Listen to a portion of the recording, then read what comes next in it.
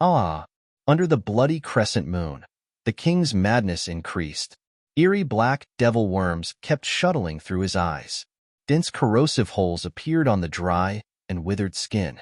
If the burning of fireworks was regarded as a process, there was no doubt that the degenerated king was in the most violent stage of burning. His knight skills had long been forgotten and were replaced by more and more frantic fighting and killing instincts. Without legs, and there was no need for legs, even though he could only crawl on the ground, the king was faster and stronger than when he was a human being. Boom! The king brandished the black sword in his hand, and the black sword more than 3 meters long blew up strong winds in the ruins. Without any skill but just a simple slash, the sword's power wasn't inferior to the legendary sword skill, Blade Storm. This was the king's power. Now the degenerated king could be called a moving disaster, the incarnation of the nightmare. Oh, brother! Dashing away from the king's attack range with all effort, Yuanshi once again gathered the strength of his whole body. The sound of blood echoed in Yuanshi's body like a storm. The battle god seed was releasing more and more power. Nothing could exercise a person more than a battle to the death.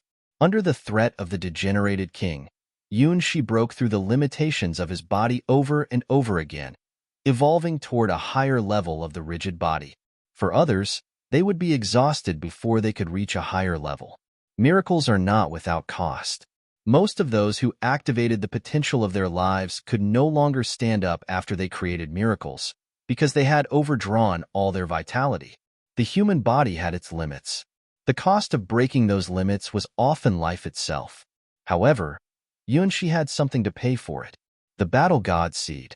The seed from a legend, Cassina the battle god. It was like an extra core of power, which stored an amazing amount of energy from Cassina. The energy could be used to protect Yuanshi and improve Yuanshi's combat power when he needed it. It couldn't improve Yuanshi's talent, however. It could pay the price which Yuanshi should pay by using his own life force originally. With the battle god seed, Yuanshi could perform all the skills he had mastered without worrying about the limit of his body. Before he exhausted all the energy in the battle god seed, he was nearly invincible. Originally, Thunderbolt was an ultimate skill that would extract all the energy of the body. Only Yuanshi, who had the battle god seed, could perform this ultimate skill over and over again. The third Thunderbolt was far stronger than the previous two. The white Thunderball appeared between Yuanshi's hands, emitting bright lights, looking like a small sun. Taste this. Locking the king's giant-like body, Yuanshi unleashed the most powerful thunderbolt he could release.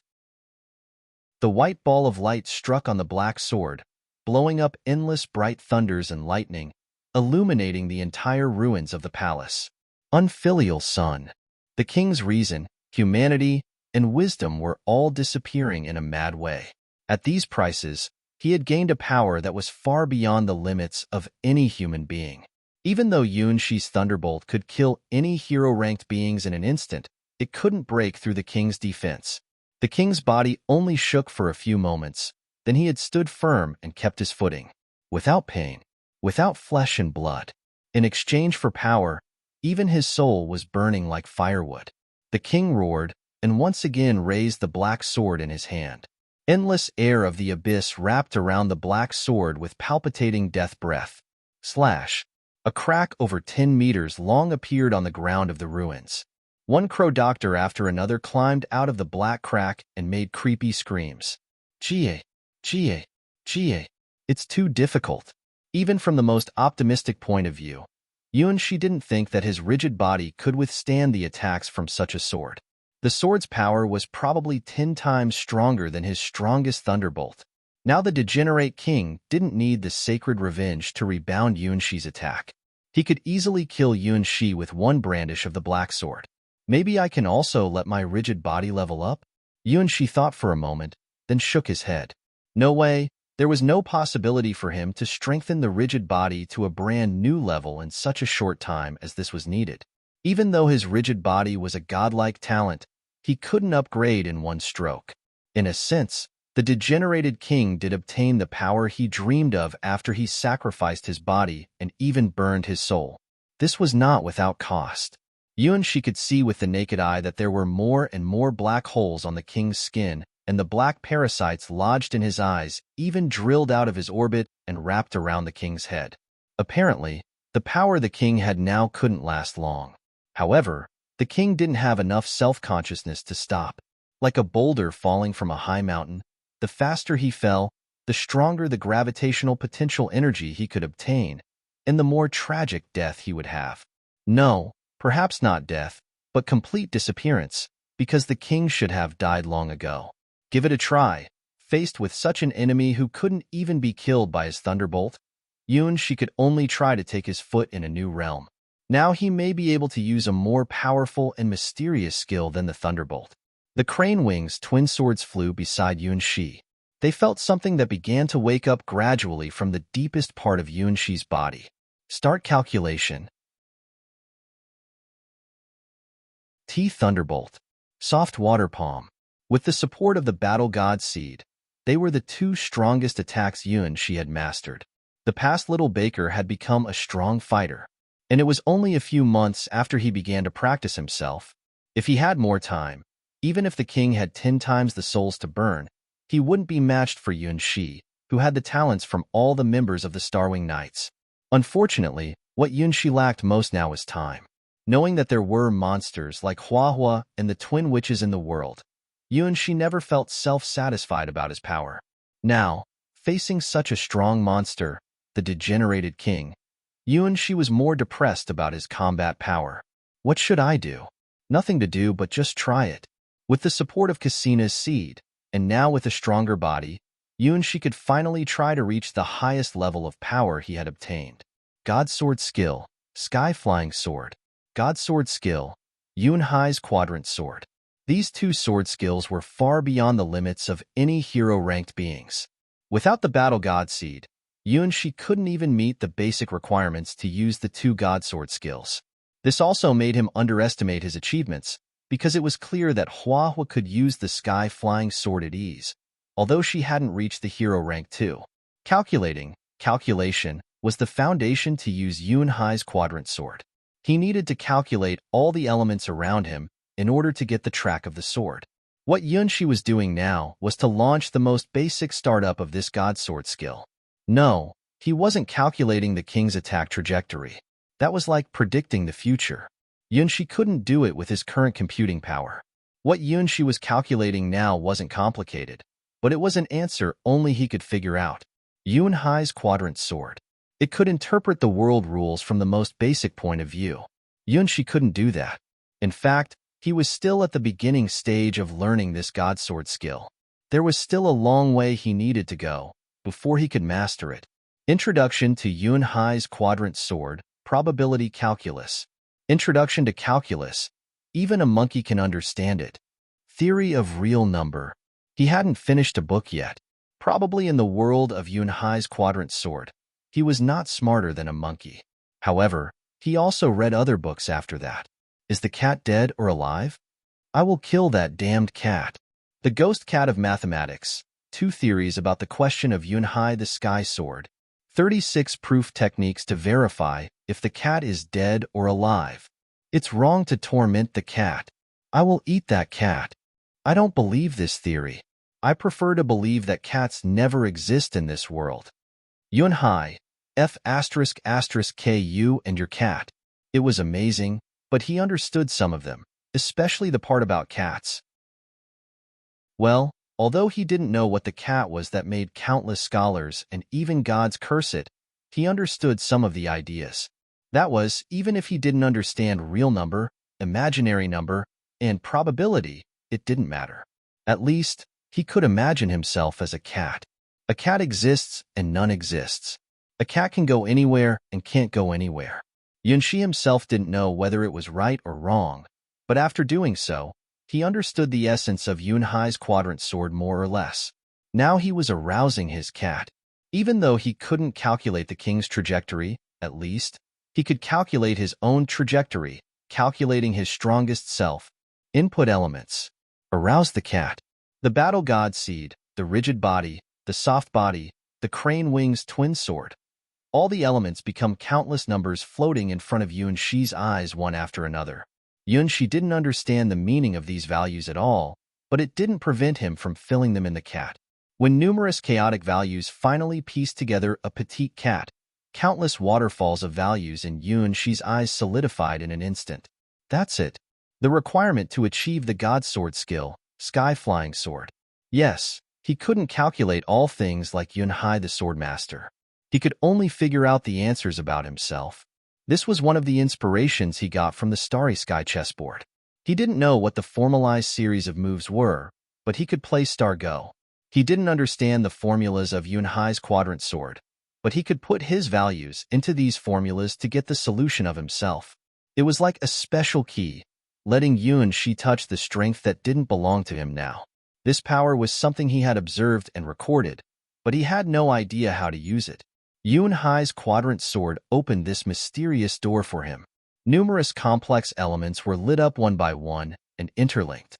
Finally, at the cost of consuming the energy of the battle god seed, Yuan-Shi depicted a future belonging to him. In a quadrant that only Yuan-Shi could see, something glowed fiercely. The cat appeared. A sword pattern with wings was lit up. God's sword skill, Sky Flying Sword, was unlocked. Probability, real numbers, imaginary numbers, calculus. There are countless possibilities in the infinite world. In theory, if there were countless monkeys hitting keys at random for an infinite amount of time, they would almost surely type a great poem eventually.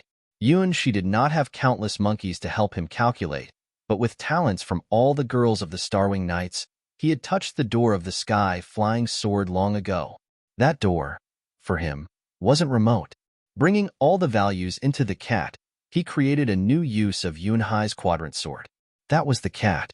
At the moment when the cat appeared, Yuan-Shi finally caught the shadow of the Sky Flying Sword and unlocked one of his future possibilities. Unleash the Sky Flying Sword. At this moment, Yuan-Shi finally saw what the world looked like in Huahua's eyes. The color of the world had become richer than ever before. The crescent moon in the sky was a startling red. The degenerated king on the earth was a thrilling black. The ruins of the palace were a despairing gray. In a world full of red and black, gray and despair, only Yuan-Shi had light, which could tear away all darkness and transcend all shackles. That was the light from the Sky Flying Sword. The Sky Flying Sword didn't mean a sword flying in the sky, but the will of flying indefinitely and freely.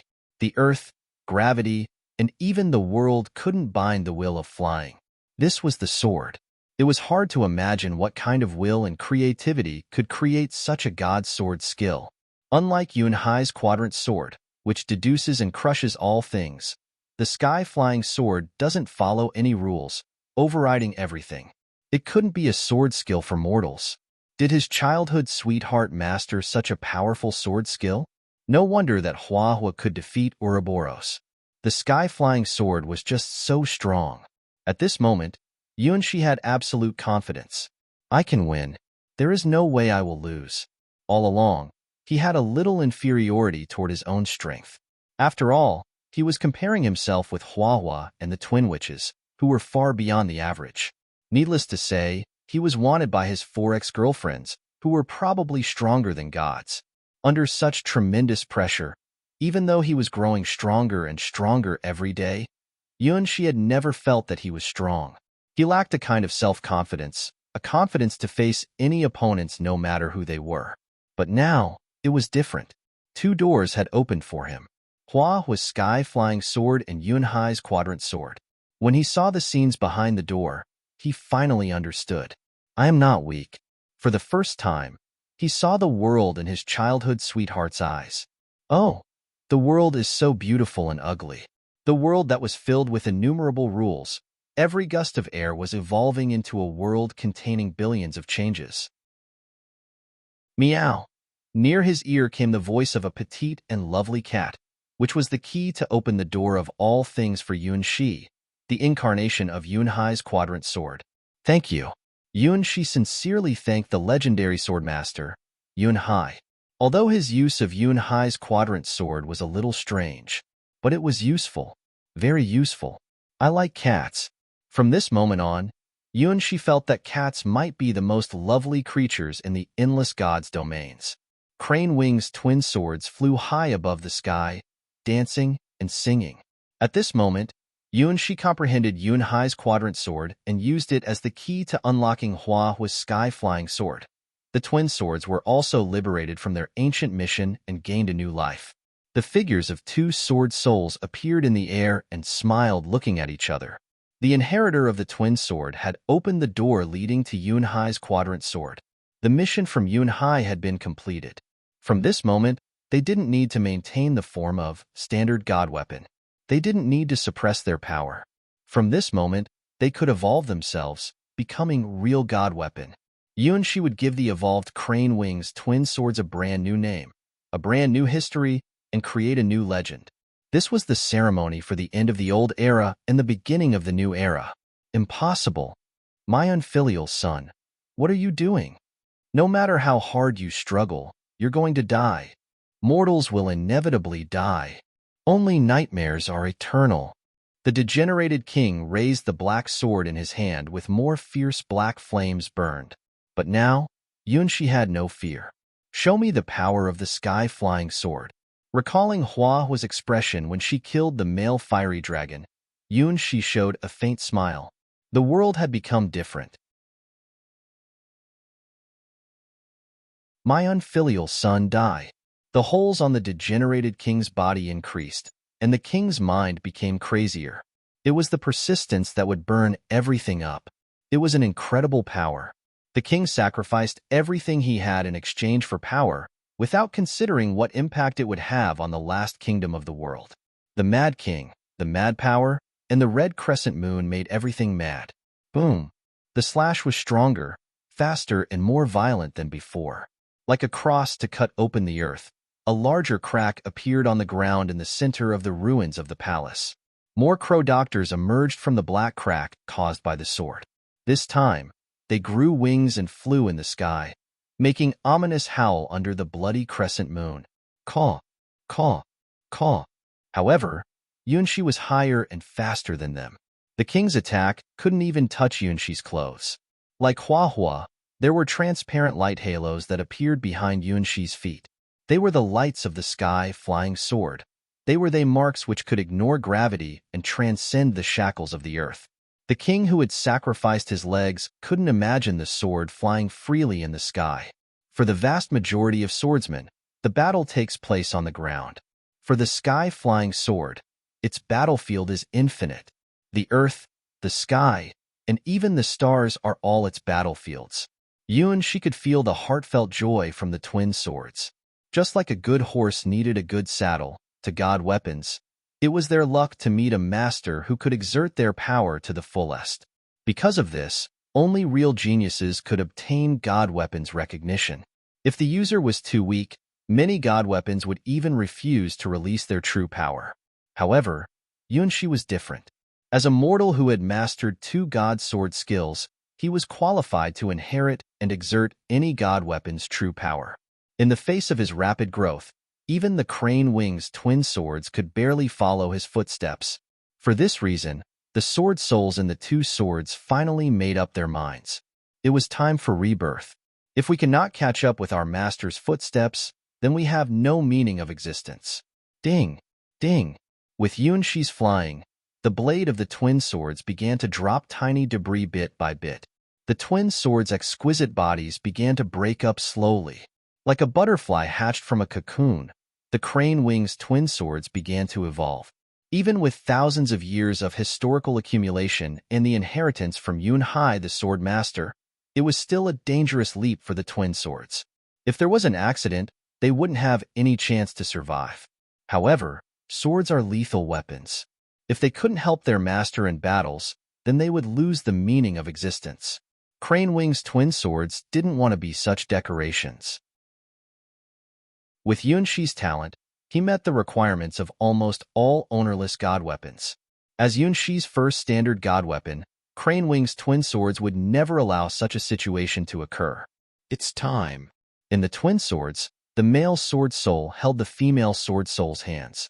Although they appeared as teenagers, sword souls actually had no gender. They just chose to visualize according to their preferences. What kind of future will we have? The girl's sword soul looked at the boy's sword soul somewhat uneasily. Like the two sides of fate, left and right, yin and yang, heaven and earth, the craftsman who cast the crane-winged twin swords had decided this future from the very beginning. The twin swords would merge into one, and this future was also the future the two sword souls expected. However, the sword souls didn't expect that after thousands of years of inheritance, the future wouldn't be created by the original descendant of Yunhai the sword master, but by another teenager. Now think of it, maybe that's fate. Yunhai's quadrant sword chose Yunshi, not the descendants of Yunhai's family. It had nothing to do with his bloodline, but something else had been inherited by Yunshi. He was the inheritor Yunhai the sword master hoped for. It depends on our new master. Believing in him will bring us a different world. The boy's sword soul closed his eyes and pulled up the girl's sword soul's hands.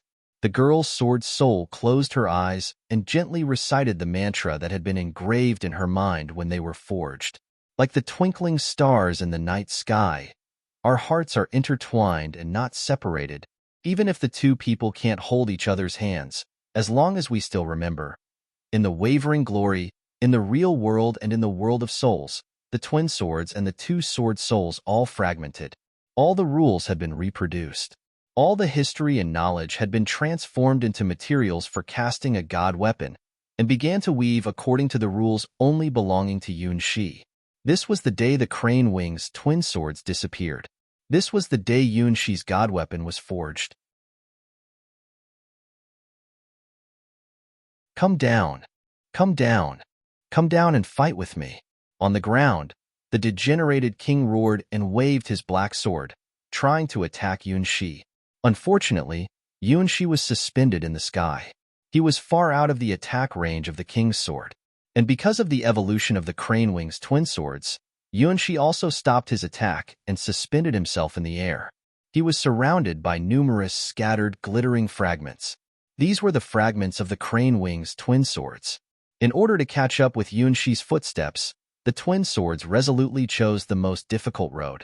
All the materials that made up the twin swords had become fragments. From this moment on, the twin swords actually disappeared. The pair of sword souls chose to return everything to zero. Yunhai's quadrant sword only needed one heir. The twin sword souls believed that even if they searched all of the endless gods' domains, they couldn't find anyone else who was more suitable for Yunhai's quadrant sword than Yunshi. The meeting of that day was the fate of the twin swords. Yunshi saw all of the history of the crane wings twin swords. In distant times, at the top of the mountains, the tall giant hammered out the embryo of the twin sword. Yunhai came from the clouds, giving the twin swords their names. I name you crane wings twin swords. These two swords should be able to shelter my family for 1,000 years. If any of my descendants can understand the sword meaning I hide in the twin sword, then they are qualified to inherit my legacy. If not, then I have to say that they have no luck to study my Yunhai's quadrant sword. In the world, there is no family that can never be extinguished. 1,000 years is enough. If my family doesn't have the qualification, then when the two sword souls awake from inside the twin swords, they can choose their master themselves. I don't know who you are and what time it is, but since you have been chosen by the twin swords, you can inherit my legacy. My strongest sword skill, Yunhai's quadrant sword. Remember, the mystery of this sword skill is not about the sword, but in the heart. This was the last legacy Yunhai left for his family before leaving the White Lotus sword domain. At that time, no one in the world knew how terrible Yunhai's quadrant sword was. On that day, Yunhai the sword master wandered on the top of mountains, breaking the sky and tearing the whole world apart with his sword. 1,000 years later, Yunshi got the crane wing twin swords and Yunhai's quadrant sword.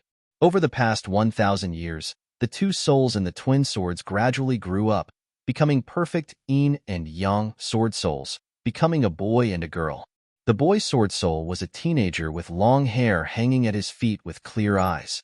The girl's sword soul was a lovely girl with a bun-like hairstyle and a gossamer dress.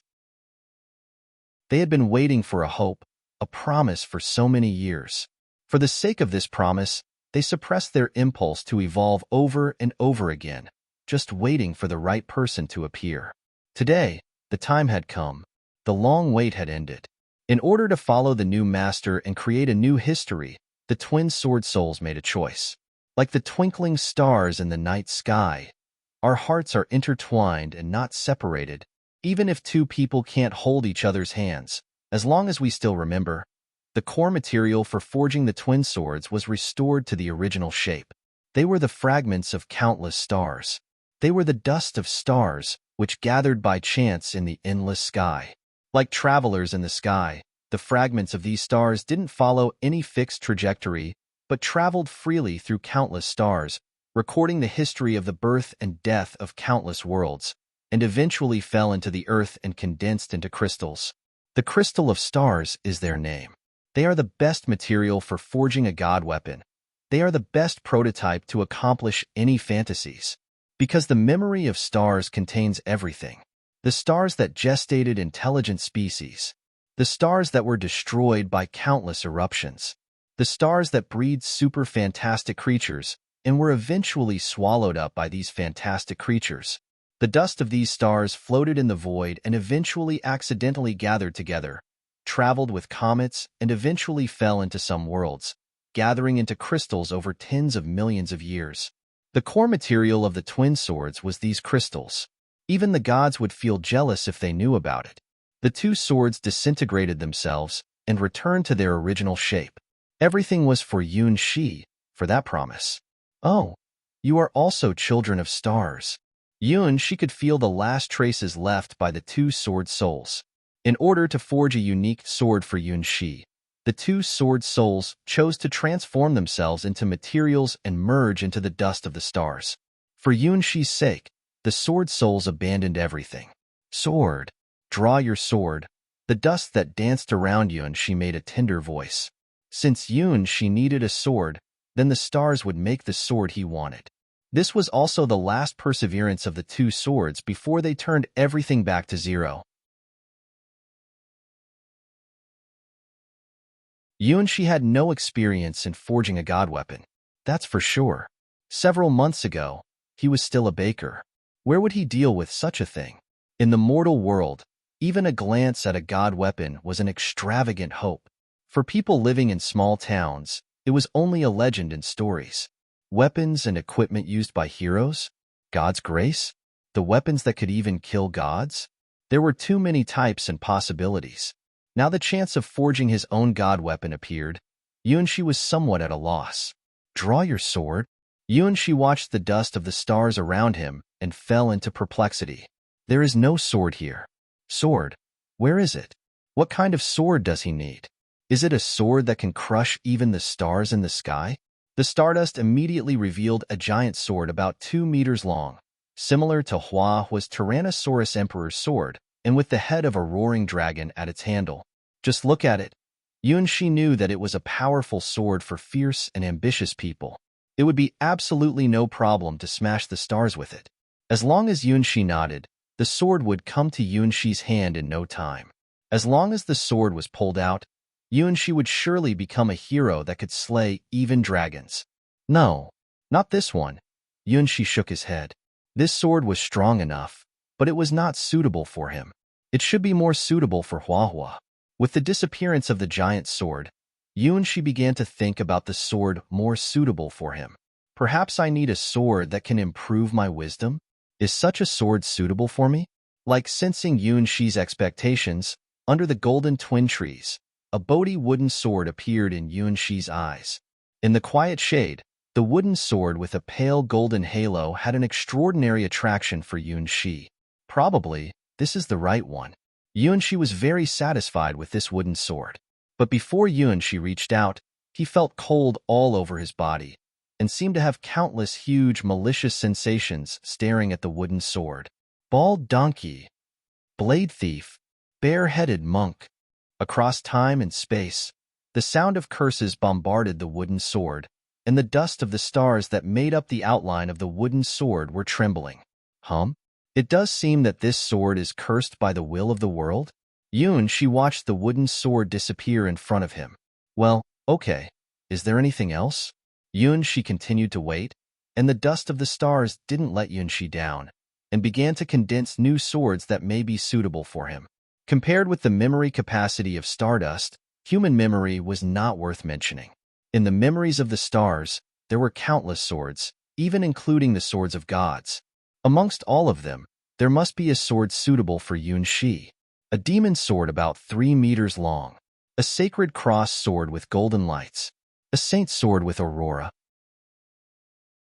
a god sword with thunder and lighting as its handle and body. Each sword was a powerful god weapon with a unique history and characteristics. Each sword was very suitable for Yun-Shi. It all depended on Yun-Shi's choice. After looking at hundreds of swords, Yun-Shi still couldn't decide which one to choose. This was not a choice difficulty, but because his knowledge of the god weapons was too little, he didn't know any of them. How could he make a decision? Give me the best sword for me, please. Eventually, Yun-Shi chose to believe in the dust of the stars. The dust of the stars dancing around Yun-Shi began to split and interlace, and finally condensed into 3 different weapons. Without exception, they were swords, representing different rules and different nature, but they were all swords above countless possibilities. The first sword was a red and black demon sword. The master of this sword traveled all over the heavens, slaughtered the world serpent, and challenged the god known as omniscient and omnipotent. The red and black demon sword slaughtered millions of angels, and finally killed the supreme god. Its power made Yun-Shi feel fear from the bottom of his heart. Godslayer, bury everything in the abyss. The master of this sword was stronger than the deicide sky sword in the sky sword god's domain. Its master was strong enough to challenge the order of the stars. This sword was an absolute demon's sword. The second sword was a sword blocked by innumerable chains. Yun-Shi couldn't even see its true shape clearly. Every chain that bound the sword was sealed with a horrible monster. These horrible monsters showed a chilling weird gesture. If an ordinary person was looking at the sword, that person would go mad instantly. This sword, its existence itself, would cause great disasters. Even if this sword has not yet appeared, it only showed a rough outline. It had given Yun-Shi the creeps. Why? Is this sword really suitable for me? It's even more ferocious than the previous one. The third sword was a transparent sword, but vaguely reflects the beautiful figure of girls. Girls have perfect features with wings of different colors stretched out behind them. Vigorous green wings that can bring endless vitality. Cold black wings that can devour all things. Holy silver wings that can merge the power of earth, water, wind, and fire. Well, that's it. Yun-Shi made a choice. The past, the present, and the future was in different shapes. Amongst the 3 swords representing 3 different powers, Yun-Shi chose the last one. The reason for choosing the third one was simple. Because this sword was the most beautiful one, and it released the most familiar atmosphere Yun-Shi could feel. Well, that's it. Since even the dust of the stars thought that these 3 swords were the best, there was no need to doubt them. While Yun-Shi made his choice, the red and black demon sword disappeared first in front of him, and the unknown sword with numerous chains fled, just like what happened when he chose the 3-star spirits. However, Yun-Shi had a kind of vague foreboding that he would still deal with those 2 swords in the future. The last sword left was the transparent crystal sword reflecting the girls. On the colorless and transparent sword body were the feathery figures of the girls, weaving a 7-color dreamlike world. Now, Yun-Shi could see only 3 colors. Green represents endless vitality. Black stands for cold silence. Silver represents sacred supreme silver. 3 colors were far from the limit of the girls, and more colors were hidden in the colorful world. Sword. Choose. Countless dust of the stars began to spin, which was a big step on the way for the star child to grow up. From this moment on, Yun-Shi finally possessed the unique god weapon cast by the dust of the stars for him. Reaching out and touching the revolving dust, Yun-Shi saw the memories of countless stars. That was the traces of thousands of years' travel. The memory still was eulogized by the dust of the stars. If it hadn't been for Yun-Shi, the dust would have continued their journey. If the Crane Wings twin swords didn't meet Yun-Shi, they would decay in tens of millions of years, return to their original materials, and continue to fulfill the mission as the dust of the stars. Only when they were cast into a god weapon Could the dust of the stars really have a new life? We've new legends and new myths. Only a god weapon is immortal. Even after thousands of years, millions of years, the god weapon would still stay and witness the changes of the universe. Every god weapon had more or less the crystallization of the dust of the stars, so the dust of the stars could find so many swords for Yun Shi. In fact, the number of the dust of the stars the twin swords had was not enough to make any of these three swords, and Yun Shi's own strength was far below the level of forging such god weapons. These three swords had the power to transcend the world. To smash the stars was only a blink of an eye for these three swords. The sword woven by the dust of the stars for Yun Shi was just a rough prototype. This crystal sword would accompany Yun Shi and grow up together and witness the journey of the Star Child. Name. What's the name? This sword had no name now, because it was a sword that belongs to the future. A holy sword only existed in theory at this time point. No, it wasn't enough to describe the sword with holy or evil. The girls dancing on the transparent sword represented the transcendent existence beyond the rules of the universe. They could be gods above gods, or demons above demons. They could protect a world for thousands of years just for a promise, or they could eat a world as food when they wanted. They came from the darkest places, but had the most gorgeous wings. Somehow, the girls of the Starwing Knights suddenly appeared in Yun Shi's mind.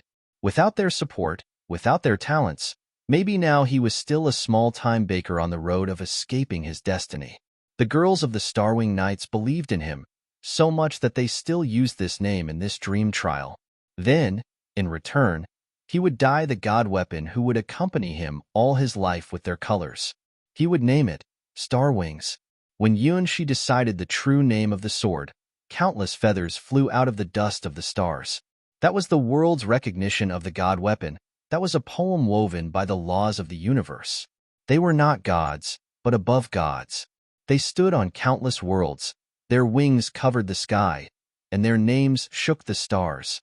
Their power interlaced and eventually transformed into a sword because of a certain agreement. A sword that would shock the entire endless gods' domains in the future. At this moment, the god weapon came to Yun Shi's hand from the distant future and was given its only real name, Star Wings. This was the end of the time of the Crane Wings twin swords. This was the beginning of the time of the Star Wings.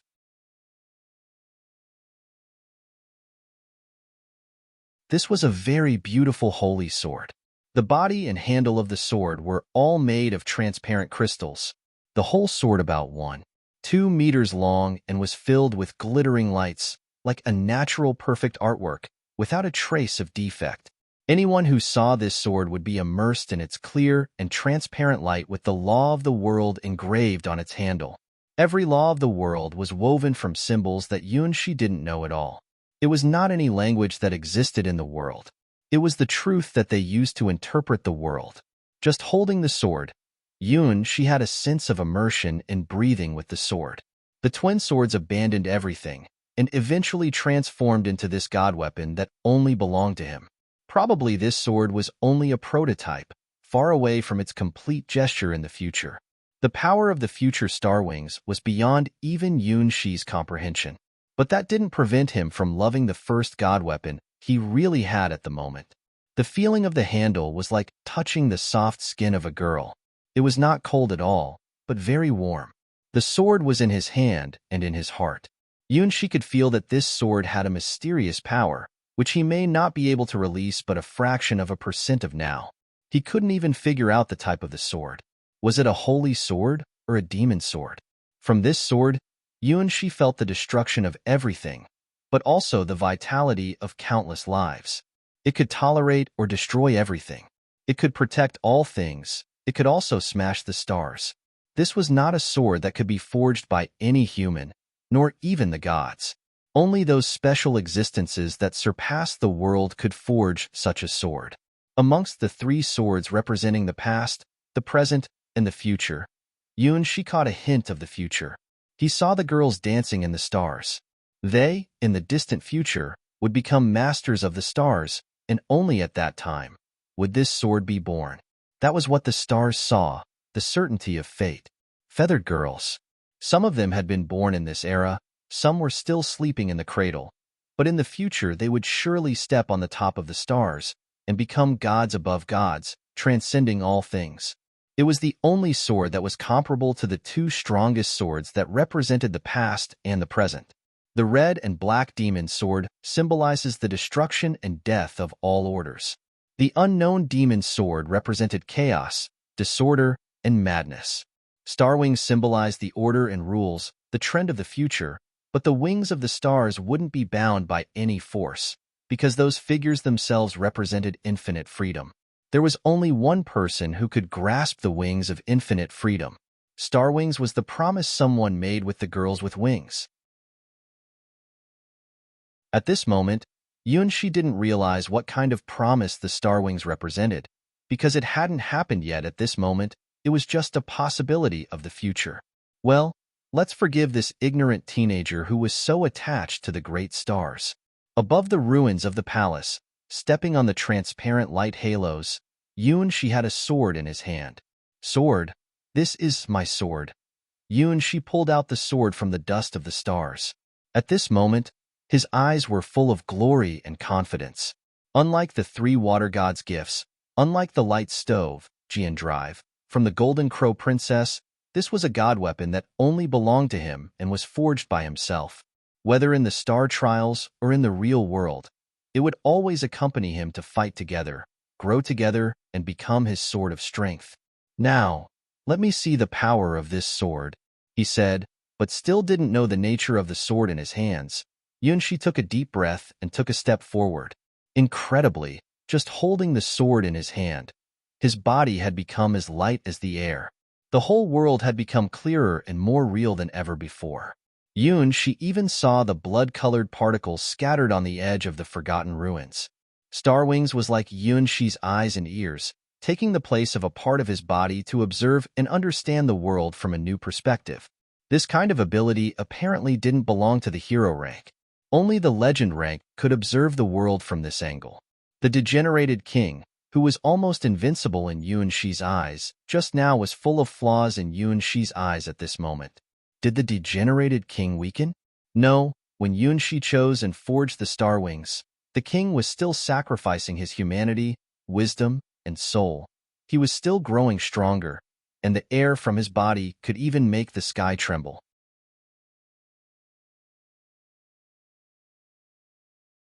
Yunshi had become stronger. After acquiring Star Wings, it was like obtaining a pair of wings that could fly freely in the sky. The degenerated king was no longer fearful of Yunshi, who could fly in the sky. The halos under his feet broke, and Yunshi fell like a meteor from the sky.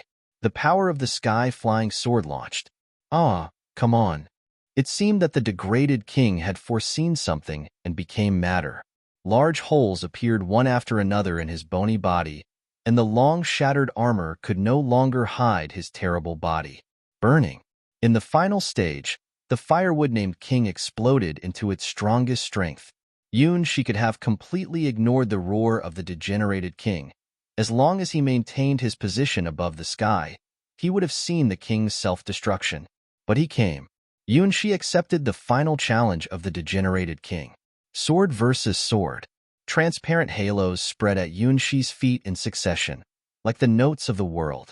In Yunshi's eyes, the world was so beautiful and clear. I see it. The king's unwillingness, despair, and madness.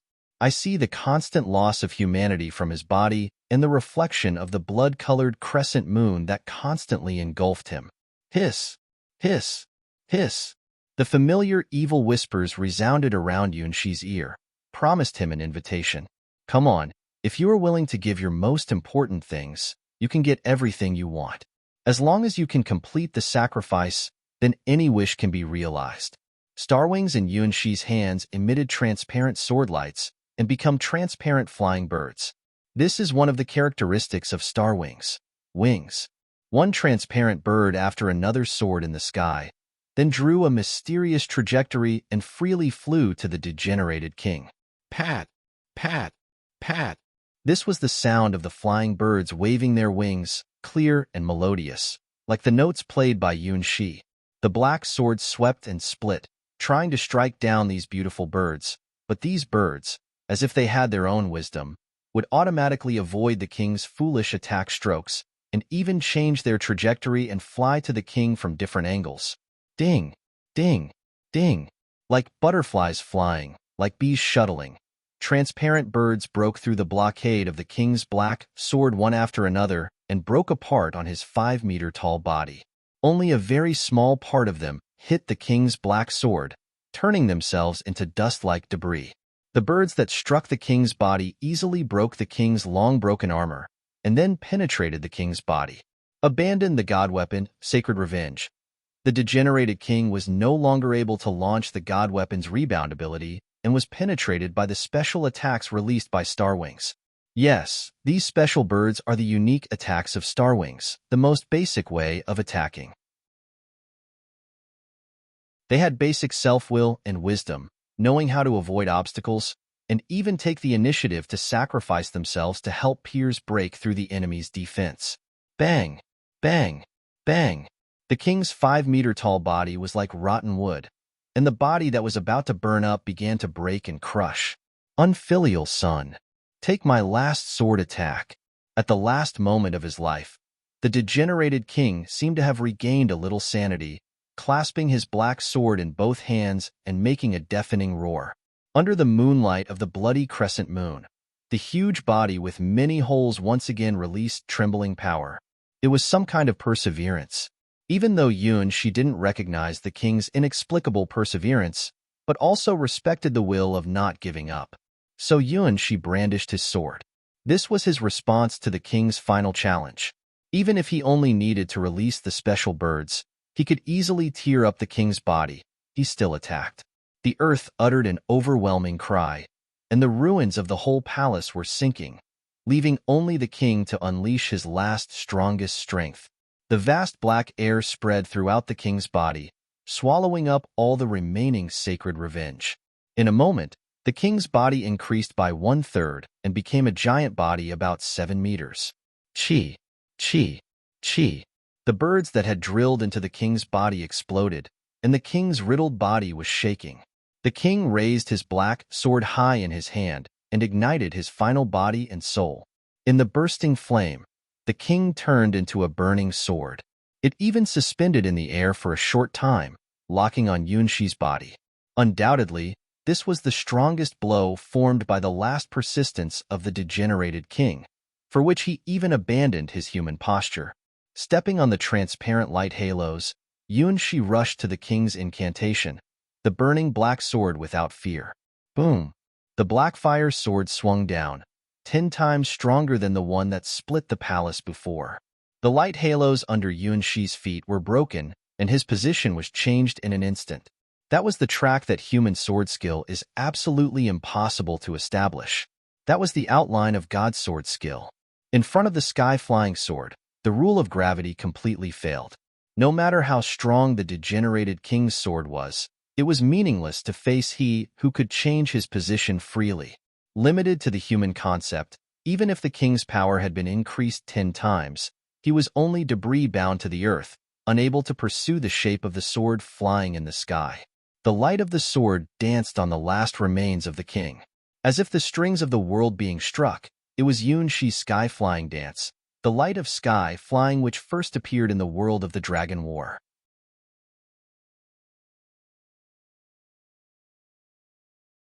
Each sword hit the huge black fire sword accurately and correctly.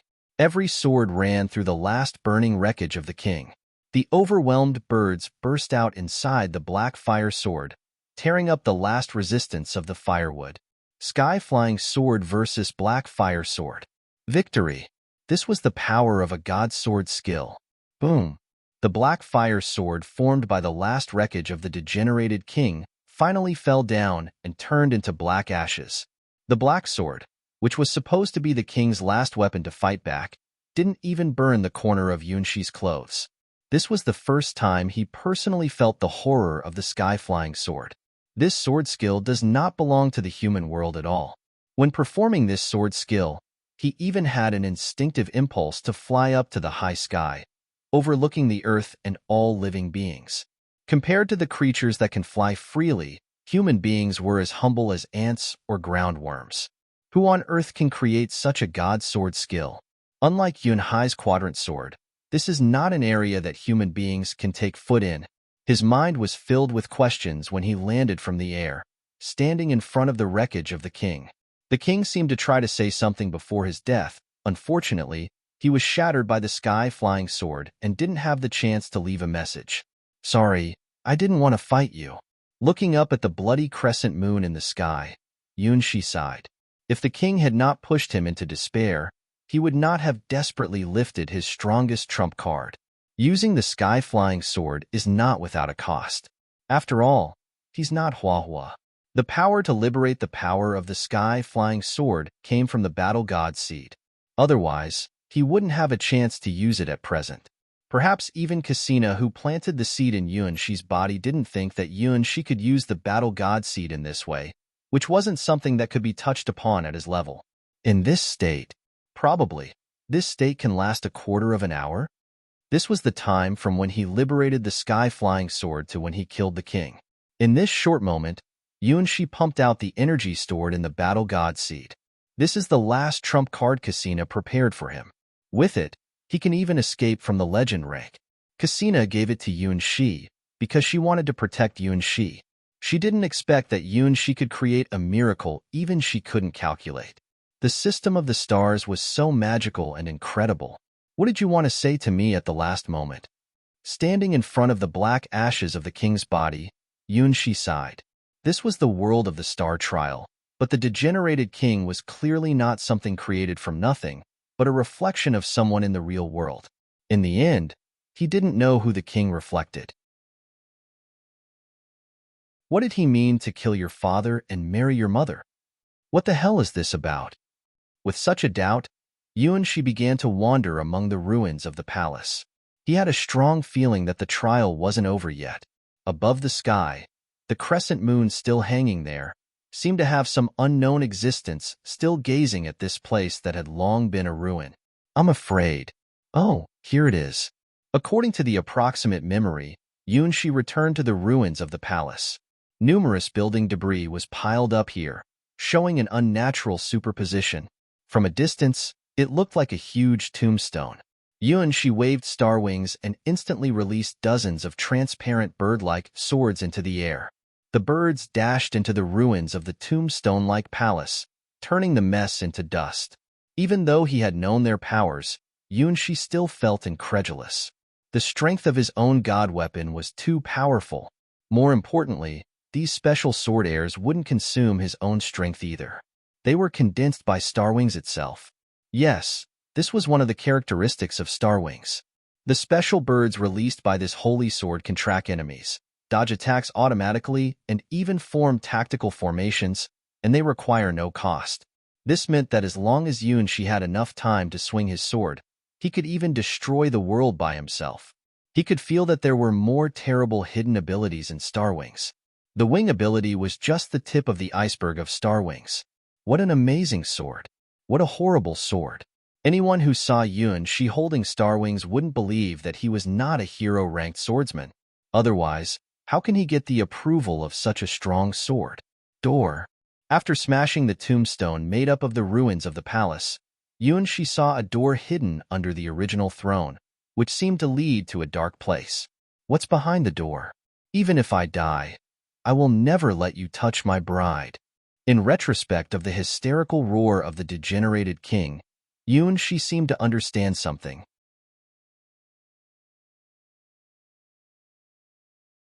Perhaps behind the door was the king's bride, his nominal mother.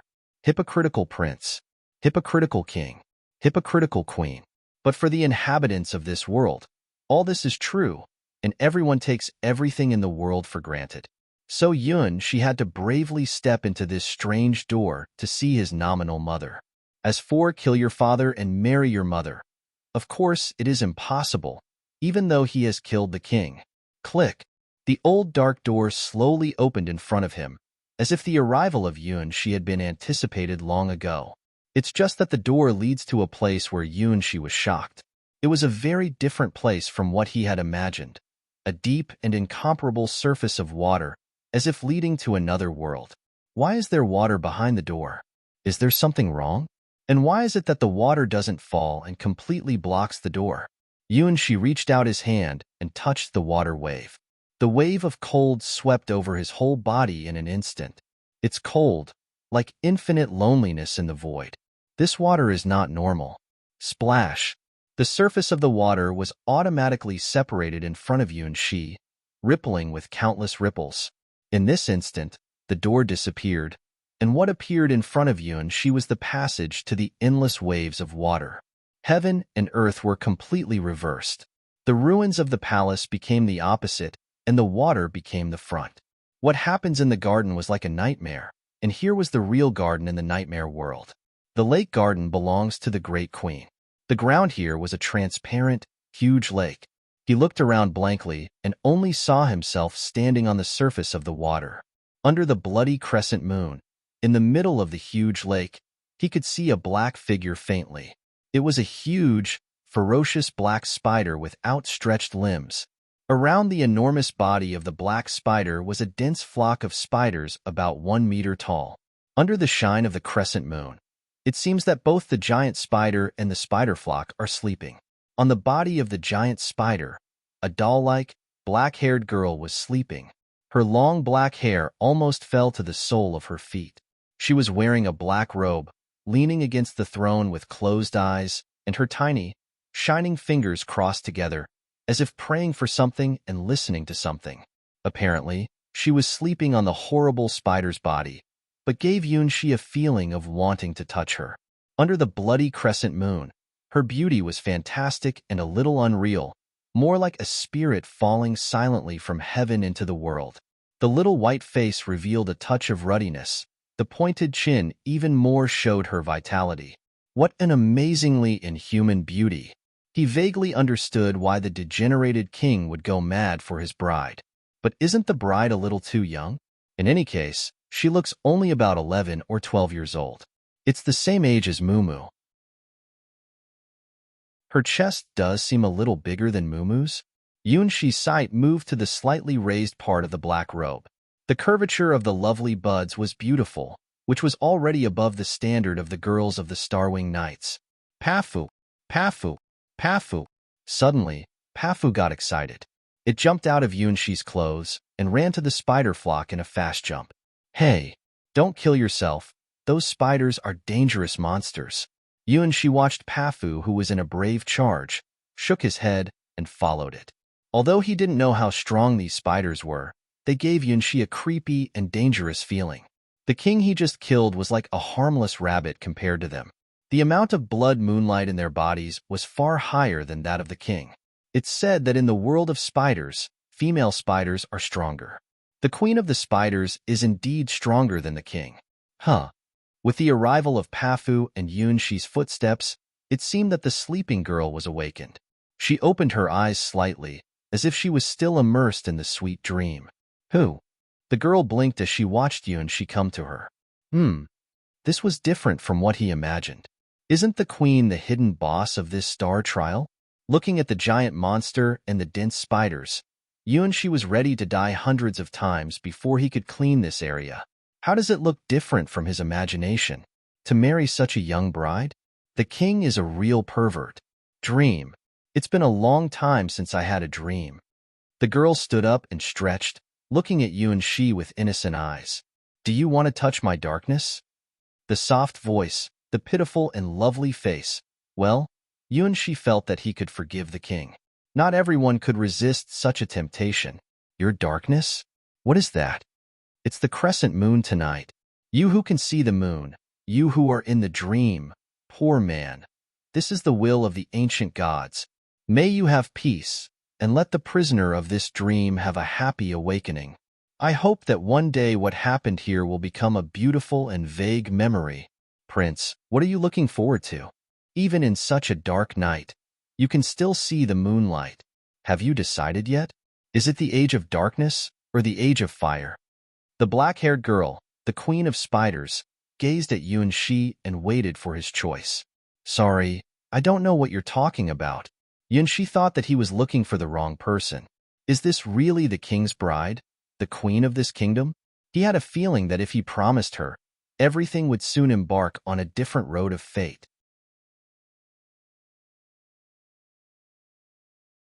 Tonight, the moon is beautiful. Do you want to get my blessing? The queen stroked the fluff of the giant spider under her feet. Her bare white feet gently stepped on Pafu, who was rolling, and her eyes were gentle and peaceful. The red crescent moon shone on her face, with a light crystal color. The spiders around seemed to get some signals, and began to be active. Danger, danger, danger. See the spiders around her. Yunshi's whole body was as cold as being dropped into an ice cave.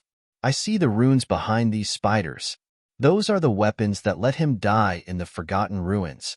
There is no mistake about it. The so-called bride of the king, the queen of the kingdom, is actually the queen in the Forgotten Ruins. How long has the king kept this secret? However, it seems that the queen is in a good mood now. At least she didn't kill him like she killed him in the Forgotten Ruins. Your Majesty, how did you marry her? This is the queen of Assyria. Is it because the king came into contact with the indescribable terror in the Forgotten Ruins that led to his degeneration?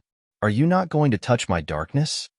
The queen smiled, picked up Pafu, who was being comfortably trodden on with Pafu, Pafu sounds. Yunshi tried his best not to agree with it. Strange, too strange.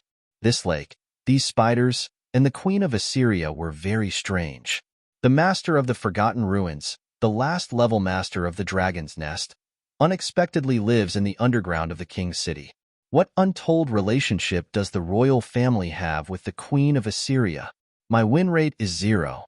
Big drops of sweat fell from his forehead. If these spiders are the prototype of those weapons that killed him before, then the number of spiders dominated by this huge spider is more than 3,000.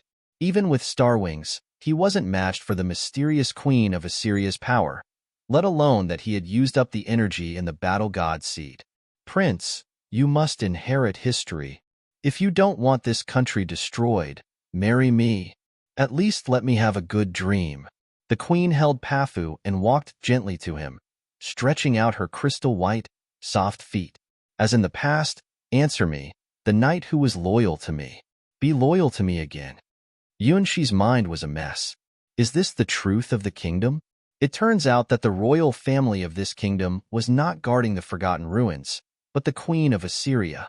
The kingdom of Assyria has never disappeared, but has been inherited in this way. Yes or no? He had fallen into a huge contradiction. If he doesn't agree with it, this country may be destroyed by the queen overnight. There was no doubt that the current queen of Assyria had this ability. The spiders around her could kill all the people in the kingdom overnight, including the girls of the Starwing Knights. Okay, now he knew the difficulty of being the king. He had to marry the queen. However, it seemed that his nominal father really fell in love with the queen of Assyria in the end, and even touched the dark side of the queen, which made him go mad. Yunshi didn't want to degenerate like the degenerated king, so he wouldn't try to touch the queen's darkness. Swear to me, prince, then you will be my king. The world is still so beautiful. The queen of Assyria put her little foot in his hand. Every part of your body will be the queen's thing. Even if you die, you can't get rid of the queen's curse. If you want to touch the dark side of the queen, then listen to the sound of the blood moon. Only nightmares are eternal. Turn yourself into firewood and burn it. This foot is so soft. She felt the warm touch of the fragrant soft feet on his hands. It was not the feeling of the dead, but it was not the bone structure that humans should have neither. The queen of Assyria was like an unreal dream in the moonlight. Her body was so light that he couldn't believe his eyes. Pafu suddenly jumped off the queen's shoulder, which made her lose her balance easily. The queen's little body suddenly fell down into his arms. She's so light. Can human beings be so light?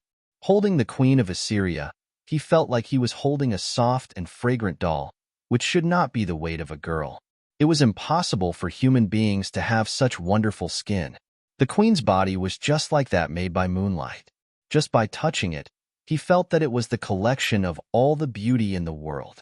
Your Majesty, I misunderstood you. It's understandable why you had degenerated.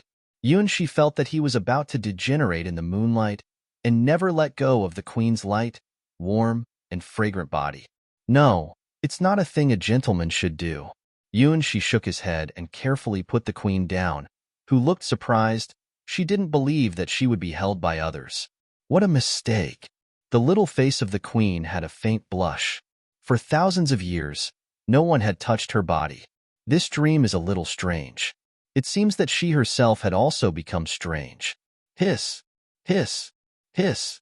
Under the bloody moonlight, the strange whispers echoed in the lake again. I know, it's just a dream, sweet and memorable. At least, please give me the right to dream. With a trace of lingering sadness, the queen's eyes blinked. Bang! In a flash, his heart began to beat faster. No way. That expression, it's really foul.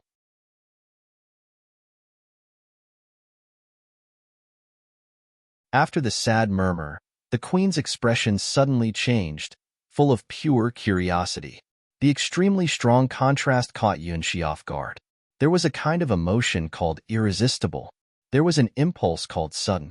Before entering the gate, he reminded himself countless times. What I will encounter is the enemy. I will never commit the mistake of killing my father and marrying my mother. What a joke. I'm not the main character of a third-rate drama. I came to the world of Dragon War to challenge the invincible dragon, not to marry some inexplicable queen, and really to be the king of this kingdom. Even though he was hostile to the degenerated king and forced to battle, he never thought such a thing would come true in his mind. Only fighting was the main theme of the Star Trials. However, now holding the queen in his arms, the queen's little feet were gently shaking in his left hand, and her soft black long hair was scattered on his right hand, which smelled good. This temptation was too strong. In the face of the doll-like queen, Yunxi couldn't say no at all. The kings of this kingdom, were you unable to resist such a temptation? So you finally touched the dark side of the queen? For the first time in 1,000 years, the queen of Assyria was in contact with another human skin. She showed a dazed expression on her face. After the destruction of the kingdom of Assyria and the night of blood moon, the king who guarded the forgotten ruins could be said to be the queen's knight, continuing to perform the oath of their ancestors, swearing allegiance to the queen of Assyria generation after generation. Watching over the forgotten ruins was the mission of this last kingdom of mankind. Because of this, the existence of the queen of Assyria was a semi-open secret in the royal family. Only the best and most powerful members of the royal family were eligible to be elected princes. When the king could no longer fulfill his duties as a knight, the prince would inherit the mission of the royal family, come to this lake, and swear allegiance to the queen of Assyria sleeping on the throne of spiders. For the queen of Assyria, that was the last remaining goodness after becoming non-human. The red crescent in the lake reflected the queen's last human nature. The doll-like girl figure was the queen's best dream. When the queen was still 12 years old, she was carefree and blessed by everyone. Everyone was looking forward to her, because she had the most excellent bloodline of all queens, and would become the greatest millennium queen. As early as the age of 12, there were nobles proposing to the young queen, which also made the queen full of longing for marriage. The other half of her future must be perfect and could accompany the queen for thousands of years. She kept dreaming about what her lover would look like, a prince on a white horse, or a hero who could slay dragons. The 12-year-old queen of Assyria had a magnificent future.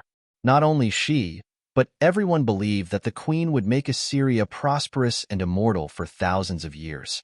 It was predicted that the queen's lover would be the best knight. Others imagined that the queen's lover would be as perfect as the queen.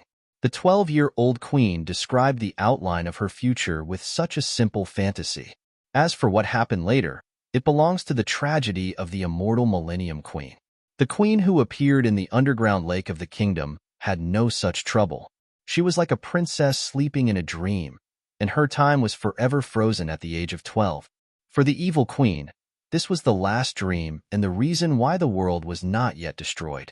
In order to protect the dream of the queen and the hope of the world, the kings of the kingdom come here from generation to generation to swear to the young queen under the bloody crescent moon. They would continue to protect the queen's kingdom, and their loyalty would not change for thousands of years. The queen who guarded the kingdom had never changed. There was only one person from beginning to end. All the so-called kings were knights of the queen. This was the oath that had lasted for thousands of years, and it was also a curse. None of the kings who guarded the kingdom had a good end. All of them touched the dark side of the great queen and degenerated in the bloody moonlight. Even so, the guardians, who were called kings, continued their mission from generation to generation, and they couldn't even let go of this dedication until they died. But none of them had really touched the queen. Even though she was young and knew she was dreaming, the queen of Assyria was still the most powerful queen with thousands of years of magic power. The spiders would tear any living creature who dared to get close to the queen to pieces. The huge black spider was a monster from another time and space. Its existence itself was the strongest protection. The kings of the kingdom, the knights of the queen, could only kneel in front of the queen's skirt and swear allegiance to the great Millennium Queen. The only way for the kings could do was to come to the edge of the lake, staying far away from the spiders, watching the queen's sleeping face. No one could break through the spider swarm like Yun Shi. He didn't arouse the hostility of the spiders even after directly touching the queen's body. For the queen, the kings were just a kind of sacrifice, which was her last thought of the world and the kingdom she was guarding. Every time she woke up, she would find that there were more spiders around her, and there would be a new knight who vowed to be loyal to her. Tonight, there was a brand new face in the spiders. Will you marry me? The 12-year-old queen smiled like a 12-year-old girl who was playing the game Playhouse with a doll in the garden. Yes.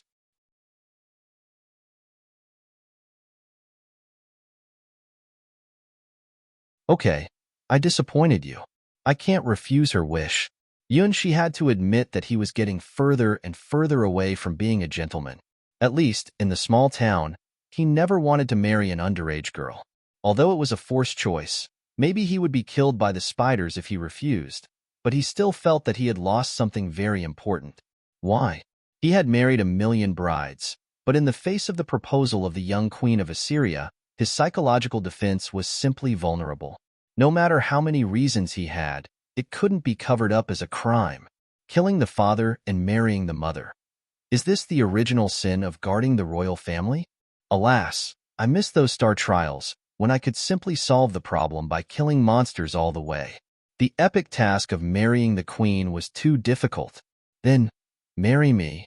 The 12-year-old queen of Assyria was straight. At this age, she didn't know how to hide her intention like an adult. The love in the eyes of a girl of this age was just like a fairy tale. The prince would surely fall in love with the princess, and the two would have a happy ending. The tragedy of the Millennium Queen does not exist here. Here was the paradise where time freezes forever at the age of 12, just like a heaven-like sweet dream. Okay, so far, he had no choice. Anyway, to marry a bride couldn't be more difficult than to marry 1,000,000 brides, right? Well, at least this time, this is a real star trial, right? No one would remember me after they woke up, right? Just regard it like the game playing house. Well, I'll wait for you. The queen of Assyria grabbed Pafu in her hands and smiled at Yun Shi. Go and announce that the wedding is about to begin. Do you want me to do that? He looked at the queen who was kneading Pafu. This was different from what she said. A wedding is a must. The eyes of the young queen of Assyria were full of longing. Every wedding is a very happy day for the queen of Assyria, who was trapped in the underground lake. This was also a crucial ritual for the whole kingdom. In the city, the bell tolled 13 times in a row, echoing in succession. It was the bell that proclaimed the death of the king. All the people of the kingdom were aware of the significance of the 13 bells. People in the city first heard the bell and heard the news. The bells were delivered one by one according to the special arrangement. Soon people living in other cities also knew the news. At sunset, even the people at the most remote villages heard the 13 bells in their villages. In this regard, people had already had a psychological preparation. In the capital city, people who just met the attack of the dragon in the daytime gathered in the tavern and talked loudly about the coming ceremony. Your Majesty has passed away. I'm not surprised. He has been seriously ill for a long time. It's time for the prince to inherit the throne. The prince is very excellent. Even the desert dragon was defeated by him. He's not a prince now. According to the law, when His Majesty dies, His Highness will automatically inherit the throne. Let's drink to the new king, to the mysterious queen who has been replaced again. In countless clinking cups, people began to look forward to the coming ceremony. It was an inevitable ceremony for every king of the kingdom to ascend the throne. The mysterious bride in the black robe would appear in the ceremony called moonlight sacrifice. Every king would marry such a mysterious queen, but no one had ever really seen the true face of these mysterious queens. It was said that this was the agreement between the royal family and a mysterious race, symbolizing a sacred oath. Every king would marry such a bride, but no one had seen the mysterious bride outside the moonlight sacrifice. All the descendants of the kings were born from the concubines, or even lovers. The mysterious queens never gave birth to the descendants of the royal family, and even where they lived was the secret of the royal family. All the kings were powerful warriors worthy of the kingdom's pride. The prince of this generation was also known as the most talented swordsman of the kingdom. His wedding ceremony, the moonlight sacrifice, would undoubtedly be a grand event for the whole kingdom.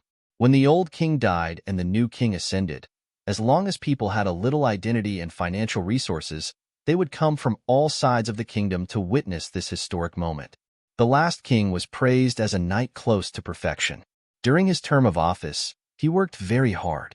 Until he fell ill, he was a hard-working and diligent king, deeply loved by the people. In order to remember this great king and celebrate the birth of a new king, the whole kingdom had been in a busy state since the bell rang. Prince, you made a choice. It's the right choice, the choice of destiny. In front of you and she, Robin, who dressed in royal augur robe, looked at him with complicated eyes. Ah, as you said, I can't escape, he sighed. He had no choice, because he didn't even have the right to refuse. If he didn't want those horrible spiders running out of the underground lake, he had to marry the Queen of Assyria. That was to say, there were only two options from the beginning. Marry the Queen of Assyria and save the kingdom. Escape from the kingdom and watch the kingdom being destroyed. It was really hard to choose one from the other. In fact, there was no choice at all. This choice was so difficult that he had to think if there was something wrong with his life, and found out that Robin seemed to have seen through everything. Then, according to the ancient ceremony, Prince, you have to prepare the gift of marrying the queen. He didn't know if it was his imagination, but he felt that Robin's voice was extremely sharp today, as if she were very dissatisfied. Didn't you tell me that only killing the father and marrying the mother can ascend the throne of this kingdom and gather all forces to fight against the terror dragon? Why now you look at me with such contempt?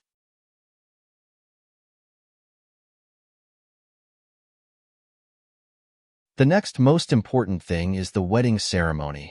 Robin looked at you and she seriously, with a look of contempt and pity. Wedding? Is there anything to pay special attention to? Yuanshi's impression of a wedding was that two people work hand in hand, vow in front of the church or parents, exchange rings, and then the ceremony is done. Well, is it to discuss the making method of the wedding cake?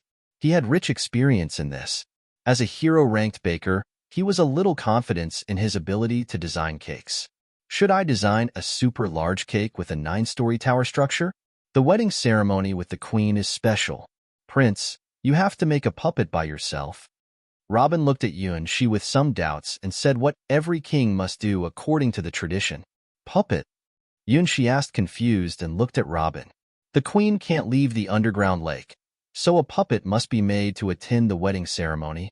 In the palace, there is a special room for kings to make puppets. Prince, since you are going to marry that queen, you will naturally make a corresponding puppet. As the royal augur, Robin informed him of the very important information. I see. Yuan-shi finally understood why the forbidden queen of Assyria could appear in public to marry the kings.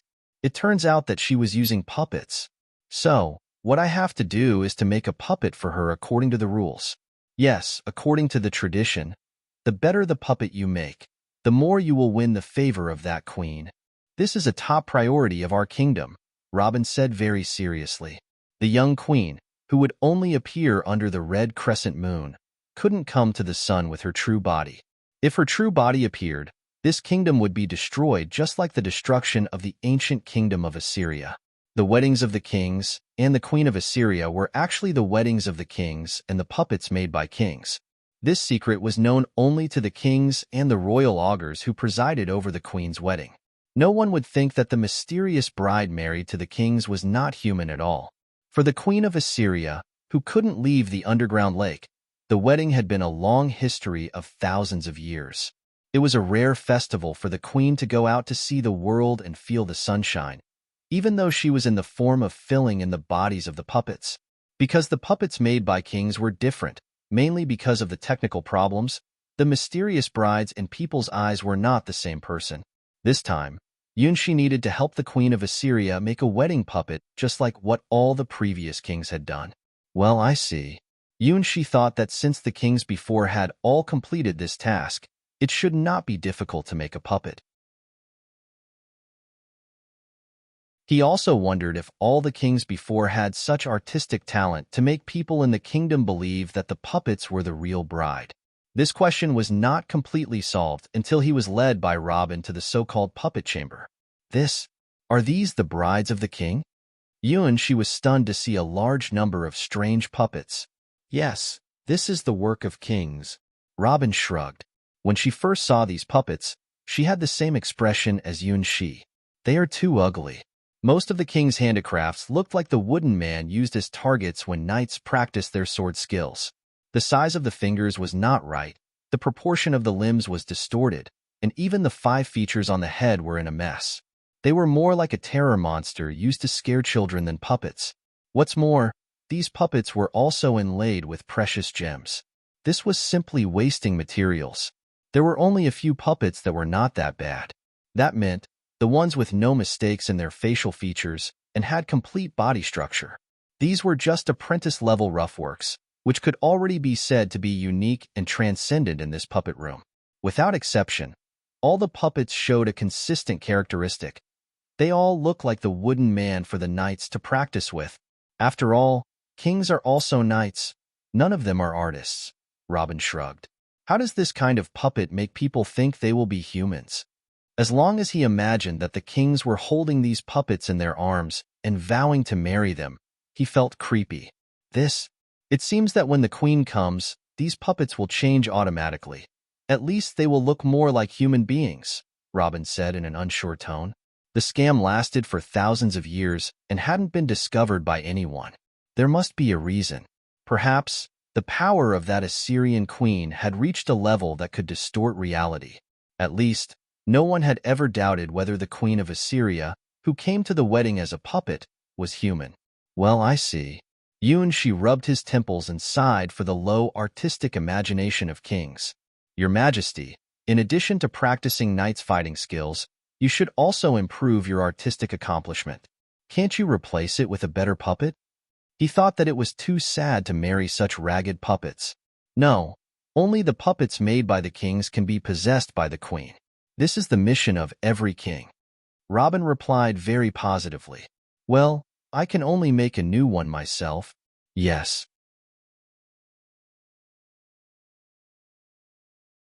Prince, please make a good wedding puppet. I am responsible for everything else. After delivering the important task of saving the world to Yunshi, Robin left the room, leaving him alone. Looking at the many nightmarish puppets in this room, Yunshi couldn't help but sigh.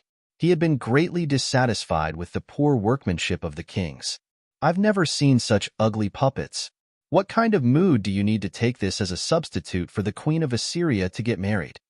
It's also unnecessary to put precious stones on these ugly puppets. There should be a degree of luxury and waste. This room should be called the Puppet Cemetery. He himself was not a professional craftsman, but as a baker, he occasionally made birthday cakes. He was absolutely confident that he was 1,000 times more talented than all the kings. Just staying in this room full of abandoned puppets, he would feel a great pressure. If people knew that these abandoned puppets were actually the brides of the kings, they would be scared to death. At least, I should restore the real appearance of the queen. Recalling the beauty of the young queen of Assyria, she couldn't stand the poor craftsmanship of the kings. Walking to the long table, he suddenly found a diary that seemed to have existed for many years. On the cover of the diary, There was a disorderly inscription, the notes of making puppets, which seemed to tell later people that they must look at this diary before making puppets. On the first page, She saw the words left by the knight who originally wrote this note. That was, the ancestor who guarded the kingdom, the note of the founding king who was once the real subordinate of the queen. Unbelievable, unbelievable, unbelievable. The words showed the great joy of the master of the note. The queen is back.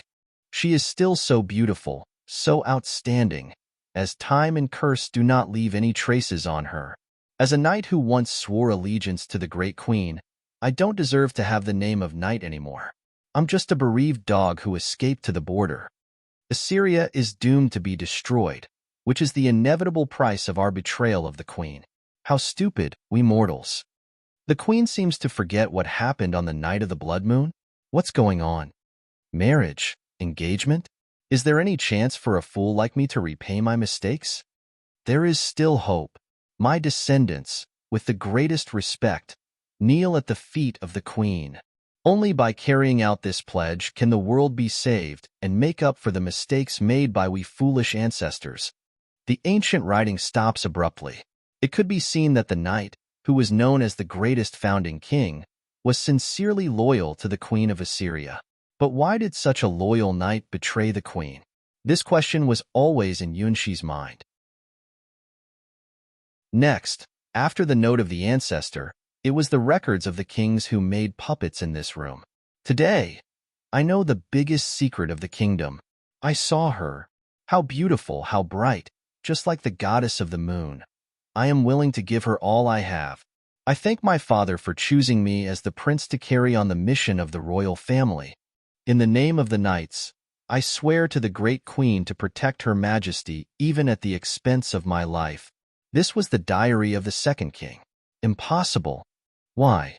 Why is it me? I am not the strongest knight in this generation. Why was I chosen to be the prince and inherit the throne?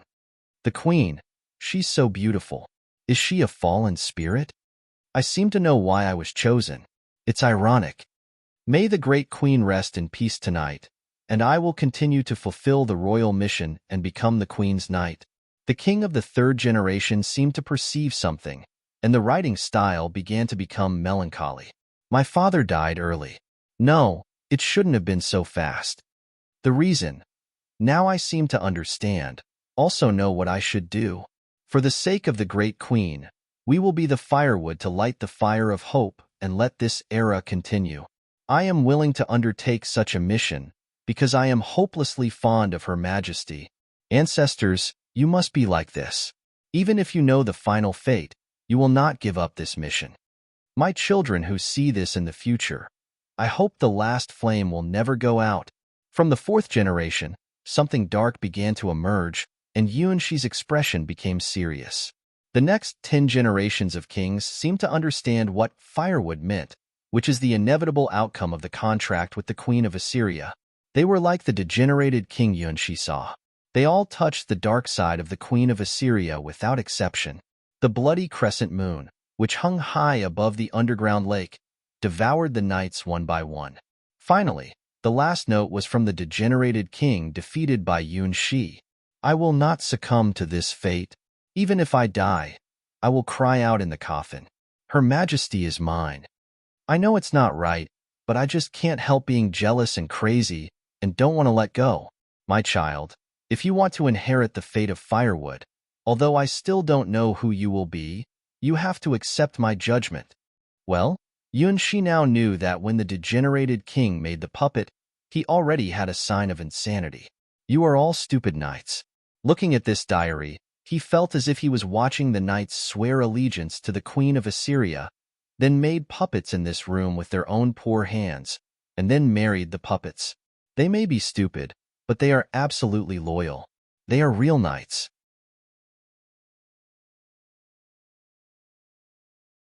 If you do it, you will do your best once you start working. This was Yunshi's little obsessive-compulsive disorder. It was a kind of innate patience.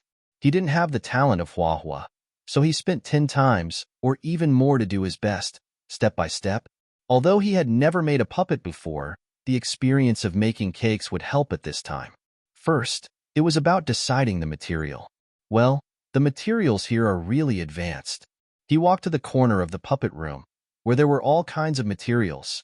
Most of them were all kinds of precious wood, which was also the most popular puppet material used by the previous kings. All the materials were well preserved in the magic shield, maintaining the perfect texture, and were absolutely the best materials of the highest level. However, compared with the finished products on the other side, the irredeemable craftsmanship of the kings really spoiled these precious materials. They could even carve the bright moonlight branches with dense potholes. How terrible the king's craftsmanship was! In addition to all kinds of wood, the rest was colorful gemstones. It seemed to be the common skill of all kings to decorate their puppets with beautiful gems. Deep dark obsidian, lively celestite, dazzling spinel, brilliant sapphire, hot ruby. Gems from all over the world had been classified and piled up together. Even the dragons would be jealous if they saw these gems. The kings who lived frugally and simply seemed to put all their wealth in this small puppet room. Yunshi's fingertips slide over various kinds of colorful gemstones, and the corners of his mouth slightly raised. I have an inspiration.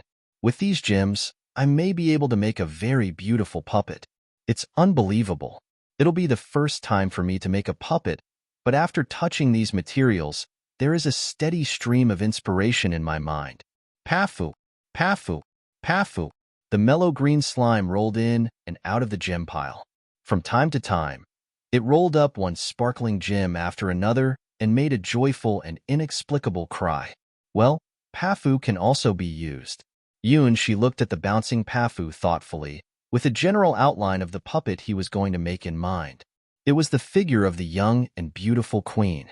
A moment later, pafu was placed in the center of the long table. I remember that slimes can change their shapes at ease. He looked at pafu, who was confused about why it was placed here. Pafu skillfully turned into his fondness, looking like the bud of girls. Cough, cough. Not this. Yunshi blushed. Pafu transformed into the shape of the bracelet, just like that one in the water god's world. It's not that either. He shook his head and told Pafu the outline he wanted. It's the figure of the queen. Can you do it? Pafu twisted its round body and began to transform into the figure he wanted. However, it was a little too difficult for Pafu, which seemed not so intelligent. The posture it changed into was far from the image of the queen in his mind. It could only be said that there was roughly the outline of a human girl, but no matter, the hair or fingers were stuck together. It was only the slightly raised chest that restored the shape of the queen. It seemed that this was one of Pafu's natural talents. Fortunately, Yunshi had been prepared for this. Just like the old saying goes, Rome can't be built in a day. Making a beautiful puppet couldn't be done overnight. As the preview before the real hands-on, Pafu was the best material for the task. Anyway, it wouldn't die because of this. Moreover, even the clumsy figure of the girl Pafu transformed into was much more beautiful than the best works of the kings. Your Majesties, to what extent is your sense of art lacking? Holding out his hand, he recalled the lonely queen of Assyria in his eyes under the moonlight, and started the homework named Pinching Pafu. The slime's features had been well used by Yunshi. The image of the queen, the figure bathed in the moonlight, appeared in front of him through his hands and through Pafu's translucent green body. Letting Yunshi knead and pinch, Pafu made a happy and comfortable sounds and enjoyed the stimulation of his hands. Pafu, Pafu, Pafu. The lovely voice echoed in the puppet, so beautiful, so happy. Yunshi was humming a song that only he could hear clearly, while shaping the appearance of the puppet girl he would marry. If the dream can come true, I want to come to you, hold your hand and kiss your lips. With my constant caressing, your body is shaking and your long legs are combined because of tension. I stretched out my hand and took off all the boots and socks from your beautiful feet. In the moonlight, your feet exude a white texture like white jade and cheese. On your beautiful, silver moon-like face, your lips are biting gently, your eyes are closed shyly, and your groans are emotional. Your long hair is scattered on your shoulder, giving out the most unique beauty in the world. You look at me with uneasy eyes, just like the goddess under the white moon. I admire your feet, your eyes, your whispers as I look at the most beautiful art in the world. In my eyes, there is nothing more beautiful than you in the universe. You are the light of my life, the fire of my desire. Like the moon surrounded by stars, you are so beautiful and so bright. Tonight, may the moonlight bless you, your majesty.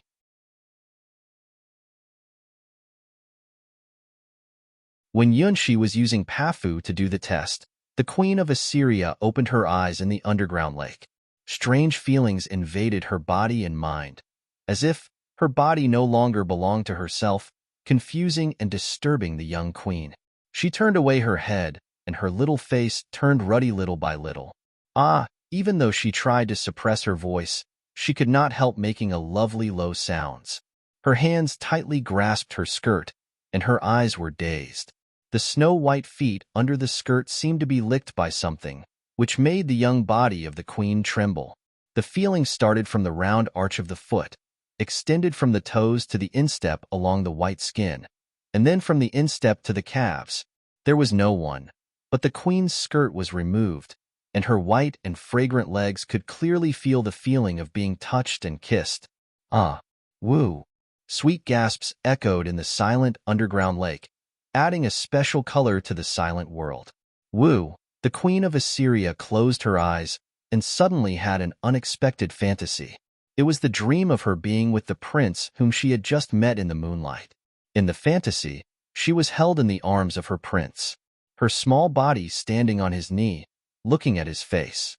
She raised her reddish face and looked at the prince. She snuggled up in his arms under the prince's careful and gentle touch. She closed her eyes quietly, and her soft lips trembled, waiting for something.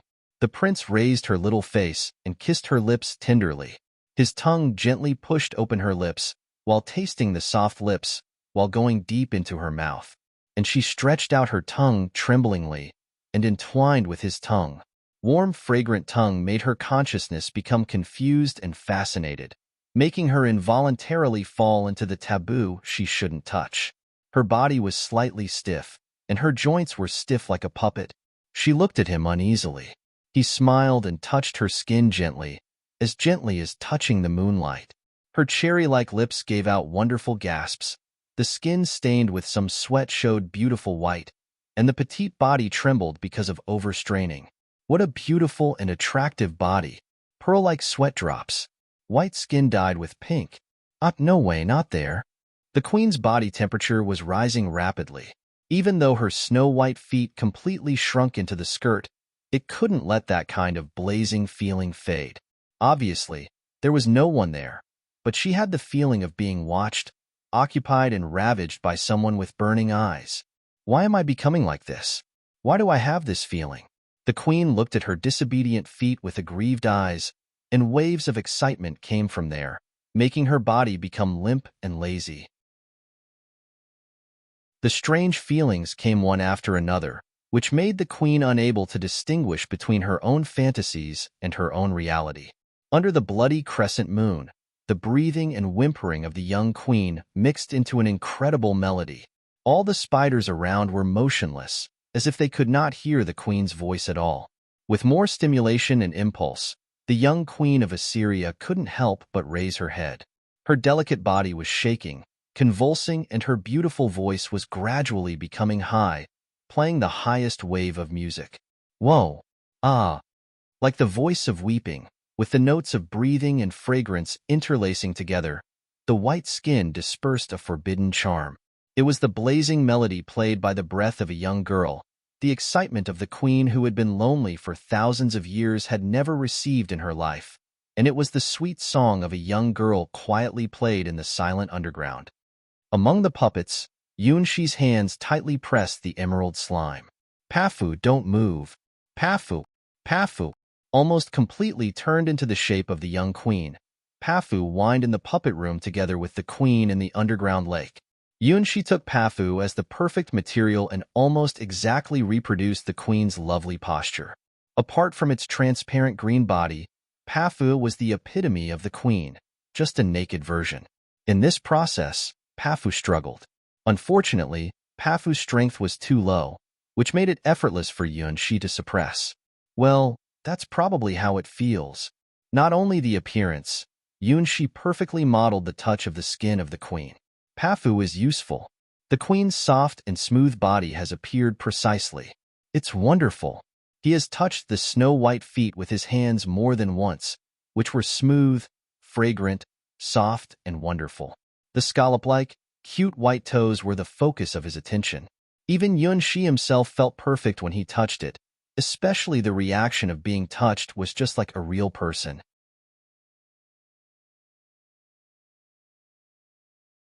Yunshi carefully examined every corner of Pafu's green, transparent body, which had become the queen of Assyria's body. From fingernails to armpits, toes to legs, all parts are confirmed with both hands. He can't help admiring. Pafu's transformation ability is really great. If it wasn't for the limited size of Pafu, it would really be the same size as the queen of Assyria. It would be great if it could. Well, I can't ask too much. Pafu is great. Shaking his head, Yunshi dispelled some evil ideas from his mind. He looked at Pafu's naked and beautiful posture with pure artistic eyes. Art, this is art. If I can't reproduce such art, it's really a waste. If I do it, I must do the best I can, even if I would spend 10 times more time than others. This is the only way the stupid Yunshi could choose. Pafu, don't move. With the same energy as the time when he designed the wedding cake, Yunshi began to draw a sketch of the puppet girl to be made according to Pafu.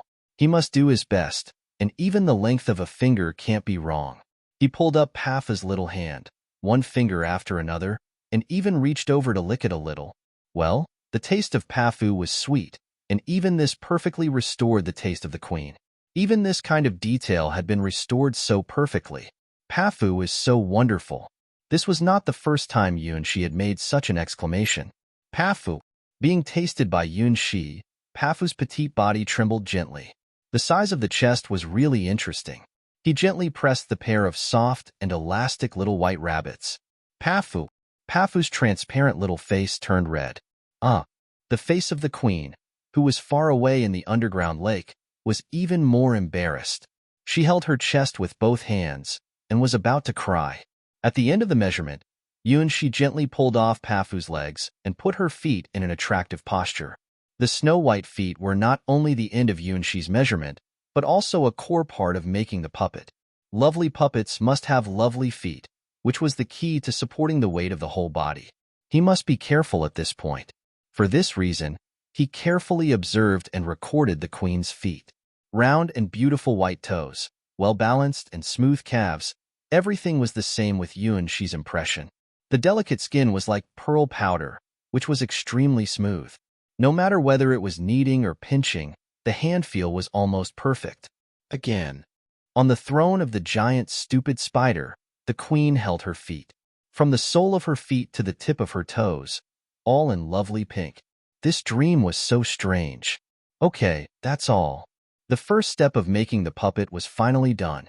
Pafu looked at its master with tears in its eyes. Pafu, thank you.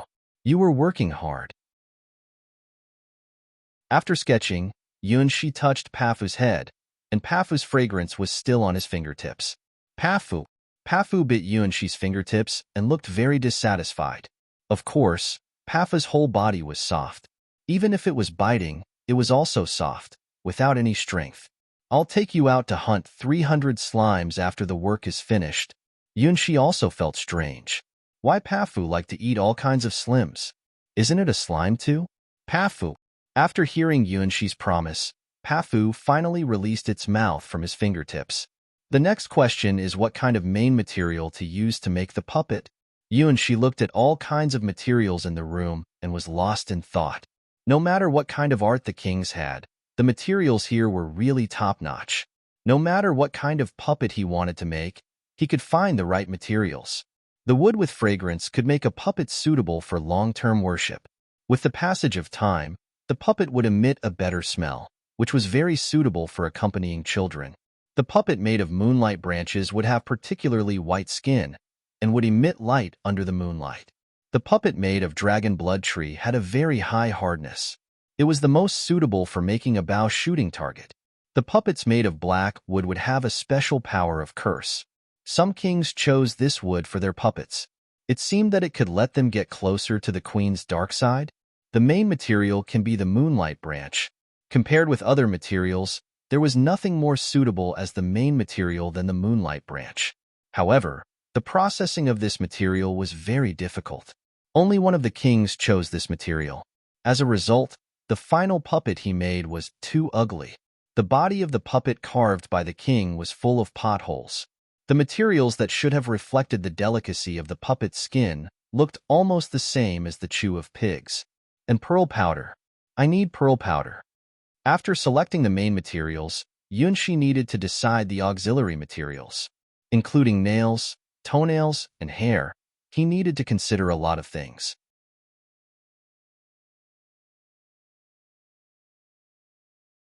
Yunshi had a problem. Almost all the main materials for making the puppet girl had been selected. Eyes, nails, clothes, even with a small moonlight branch. He roughly tried to carve a bald head. The bald head was round, with only 2 eyes and 1 mouth, but it naturally exudes a strong breath, even if those eyes were funny. The only remaining problem was the puppet's hair. Yunshi searched all over the puppet room and didn't find the right hair material. Your Majesty, can you pay more attention to collecting hair materials? These are all the wrong materials. Flax. Can the hair of the Queen of Assyria be flax? Transparent silk thread. Do you want to use this to fish? Long blonde hair. Which noble lady did you get it from? No, none of them are suitable. After searching the puppet room, he was shocked to find that there was nothing suitable for making the hair of the queen's puppet. How can I do this? If I can't reproduce the beautiful long hair, my bride will be bald. How can a perfect puppet be bald?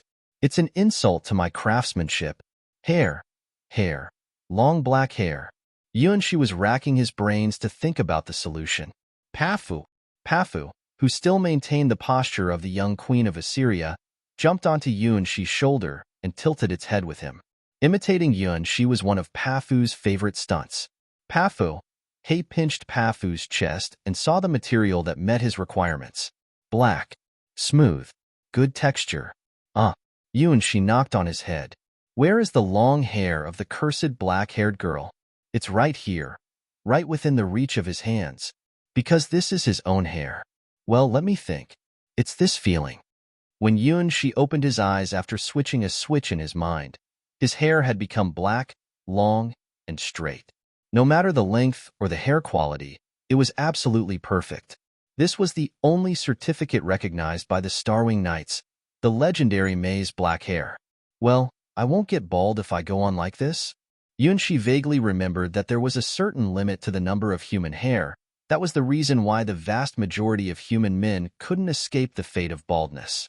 Those who wouldn't be bald all their lives just die faster than their hair. It is said that as long as they live long enough, they will eventually become bald. Don't you think that's what the Buddhists say? You are all destined to join Buddhism. Well, stop. Don't think so much. Yunshi picked up the scissors on the table and cut off about 1/3 of his black hair. Compared with the queen's petite size, 1/3 of the long hair just met the requirements of the queen's puppet. Pafu, come here. After all the materials were selected, Yunshi took a deep breath.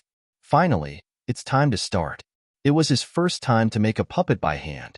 Even a real puppeteer had to figure out whether he could complete the complicated work, but Yunshi had an incredible sense of familiarity. It seemed that he had done similar work a long time ago. Pafu bounced and had long forgotten what crime he had committed to it. Its memory seemed to last only 7 seconds. Once again, it fell into his clutches. Again, in the puppet room, the cry of shame echoed. The same scene happened in the quiet underground lake at the same time. Whoa. Don't. There. It can't be there. Don't bully me. Oh. As if his soul was guided by something, Yunshi's hands were very stable and without any tremor. Like the carving of blooming flowers, like the depiction of a vibrant spring. On the selected moonlight branches, Yunshi took Pafu as the prototype to reproduce the body outline of the queen little by little. From the angle of fingers to the cute shape of toes, Everything was 100% reproduction. More than that, even the skin's smoothness and chest elasticity were exactly the same as that of Pafu, which was a perfect coincidence with the real queen. Even so, Yunshi was not satisfied. It was just a physical similarity. Even if the similarity reached 100%, it was not enough. The essence of making puppets is soul, which is the step of giving cold puppets human nature. Only with the soul could a puppet really fake people's eyes, crossing the boundary between the real and the unreal. That's the pride of being a puppeteer and the ultimate fantasy of puppeteers. He didn't know what it meant for the puppeteers to make such a puppet. He just knew that he would do the best for the queen, and the puppet he was making would definitely surpass the king's. No one had ever told Yunshi what a perfect puppet would be and what it meant to have a soul. Just like stepping into the starry sky chessboard, he lacked the most basic knowledge about the world of puppeteers. He was just immersed in the happiness of creating his ideal puppet with his own hands. It was natural in his mind to give soul to the puppet he made. He didn't even wonder about it. In the process of making the puppet, he even forgot that this was just the wedding puppet for the queen.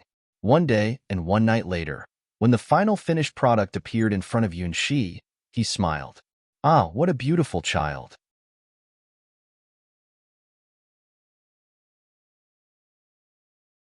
Finally, a puppet girl in a black gothic long dress appeared on the desk. She closed her eyes as Yunshi first saw the young queen sleeping on the throne of the giant, stupid spider, as if waiting for someone to wake her up. He himself didn't think that just making a puppet would make him almost run out of energy. His face was pale, but his eyes were shining. In that day and night, he did not eat any food and drink a drop of water. Putting everything into the process of making the puppet, he forgot the time, the limit of his body, and even overdrawn the power of the battle god seed in advance. Making this black-haired puppet girl cost more energy than when he was fighting the degenerated king. However, just looking at the peaceful appearance of the sleeping puppet girl, he felt that everything was worth it. Even he can't believe that this perfect puppet girl was really a work created by himself. The smooth long black hair, white and tender skin, warm and fragrant feet, and small buds on the chest. It was exactly the same as the Queen of Assyria, and there was no difference in the smallest part of the body. Even the most difficult part, the joints of the puppet were well handled by his hands, which looked not like the ball joints of a puppet at all. No matter how he looked at it, the girl in front of him was a real person, a sleeping little princess, which made him feel pity. However, Yunshi was not satisfied. That's not enough. Even though it was almost perfect, he still couldn't stop. There seemed to be a voice in his mind telling him that the perfection of the shell was meaningless, which was far from the acme of a puppet girl. The most perfect puppet girl should have her own soul, that is, essence. No matter how perfect the shell was, it would disappear as time passed by. Only a girl with a soul can touch eternity and become a charming flower in eternal bloom. That's what all puppeteers dream of, just as Cyber Elf Alpha symbolizes the ultimate fantasy in the field of science. The puppet with the soul represents the ultimate fantasy in the field of puppeteering. In the real world, there were such puppets with their own soul, which were by countless incredible accumulation coincidences. Such a chance was even rarer than the birth of god weapons. It was the ultimate fantasy of all puppeteers, and was also the final subject of one of the most mysterious trials in the Seven Towers, the City of Puppets. To create a puppet with soul means to go deep into the forbidden area of the soul and explore the world that even gods dare not go deep into easily. Countless puppeteers have fallen into the darkness and become mad, which makes the puppeteer career stained with a strange and mysterious color. If you want to make a puppet with soul, you have to be prepared to pay the price with your soul. Those who step into this door, once you enter this world, you will never have a way to turn back. There are only two choices: to live a normal life as an ordinary puppeteer or to sacrifice everything for the ultimate puppet. Yunshi was not a puppeteer, and he didn't know any of the famous sayings among these puppeteers. He just followed his original intention. Just like playing chess happily on the starry sky chessboard, he did his best to create the perfect puppet that was most suitable for the queen. Just as children don't know what taboos they will violate when they do something, Yunshi, who didn't know the pain and madness of puppeteers, directly opened the door of the taboo. Well, sacrifice the soul. Can I use my seeds as an alternative? Yunshi thought about 3 seconds and then began to create seeds. So far, the concept of the soul has been the focus of many scholars and even gods. People can observe the existence of the soul, but they can't understand what kind of existence the soul is and why it symbolizes the essence of intelligent life. The soul is everywhere, but you can't recognize it. Yunshi's seeds were the embodiments of the power of the soul, the blessing given by stars to Yunshi, and the unique talent that Yunshi can hold. Yunshi planted about 20 seeds in a row into the puppet girl's body and finally felt the birth of wisdom from inside of the puppet girl's body. He was totally unaware of how rebellious it was. Even his teacher, Cassina the battle god, can't do it. Not through the precipitation of the time of thousands of years. Not through the curse or blessing from gods and demons. With only 20 seeds, Yunshi had given the puppet girl her soul. In the dark, the puppet girl opened her eyes and saw a pair of warm hands. These hands were putting black hair knitting decorations on her chest. Your skin is as bright as the moonlight. Your mind is as flawless as white paper. So I'll give you a name and wish you to be the closest to the sun and the closest to perfection. Your name is White Moon. Ah, I see. This person is the one who created me and gave me the meaning of being in the world. This soul, this throb, this feeling of being warmed and blessed will never be forgotten. My name is White Moon, the blessed puppet, the luckiest in the world. Thank you, my father. Well, in this way, I can marry the queen. Yunshi looked at the beautiful puppet girl who sent out faint breath with satisfaction. Then, he said this forbidden sentence. For the girl who was just born and thought that she was the happiest and most loved puppet in the world, she heard the words from her father, like a thunderclap on a sunny day.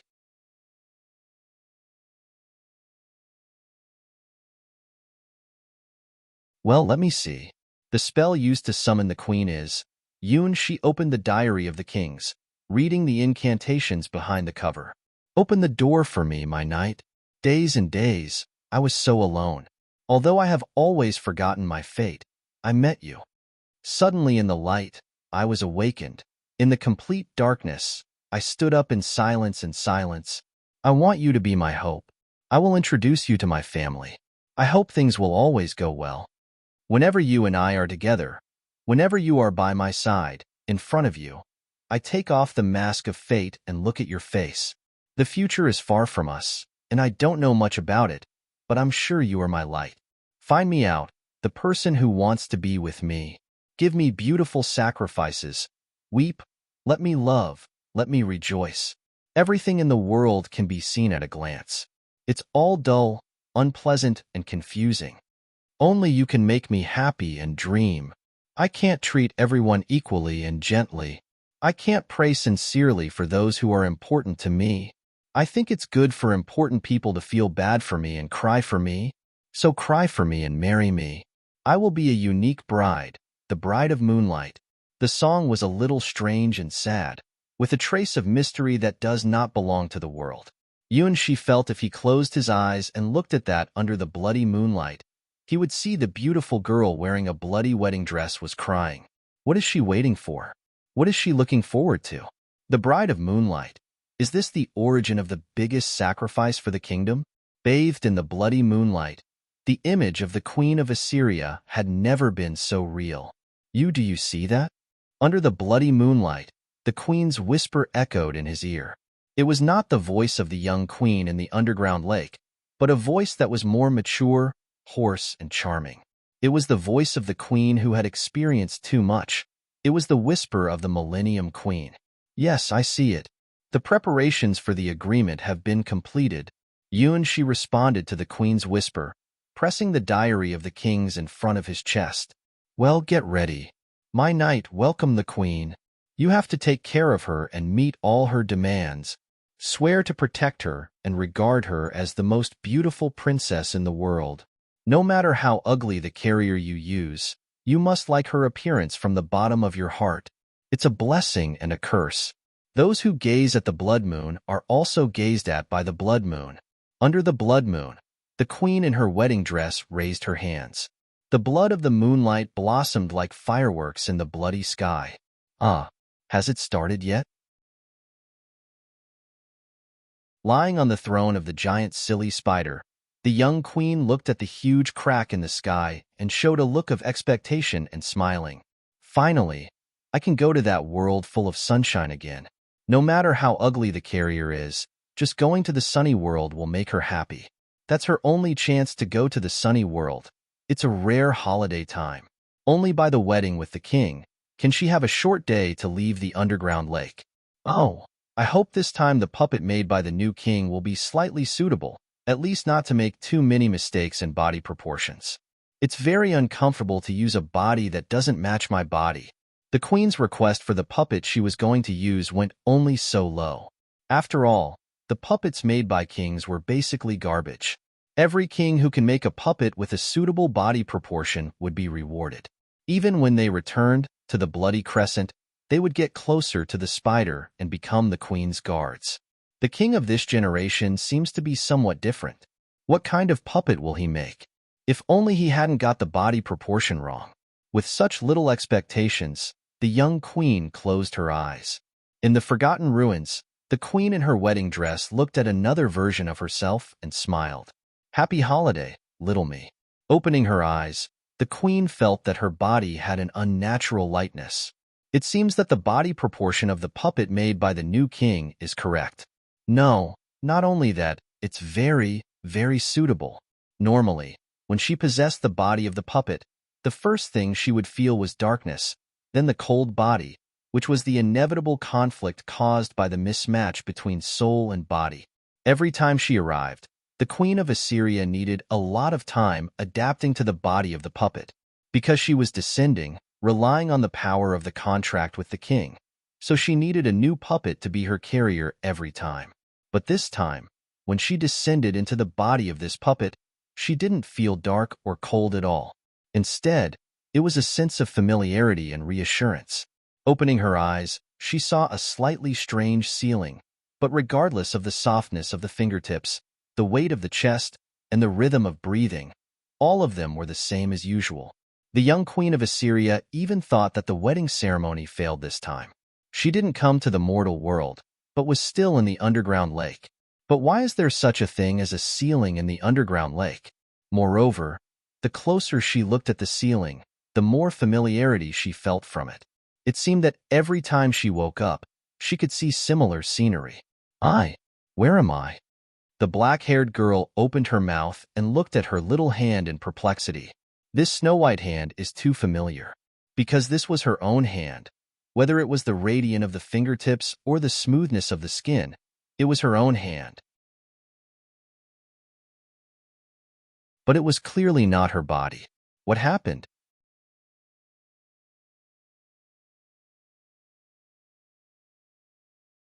Welcome, Your Majesty. She wiped the sweat from his forehead.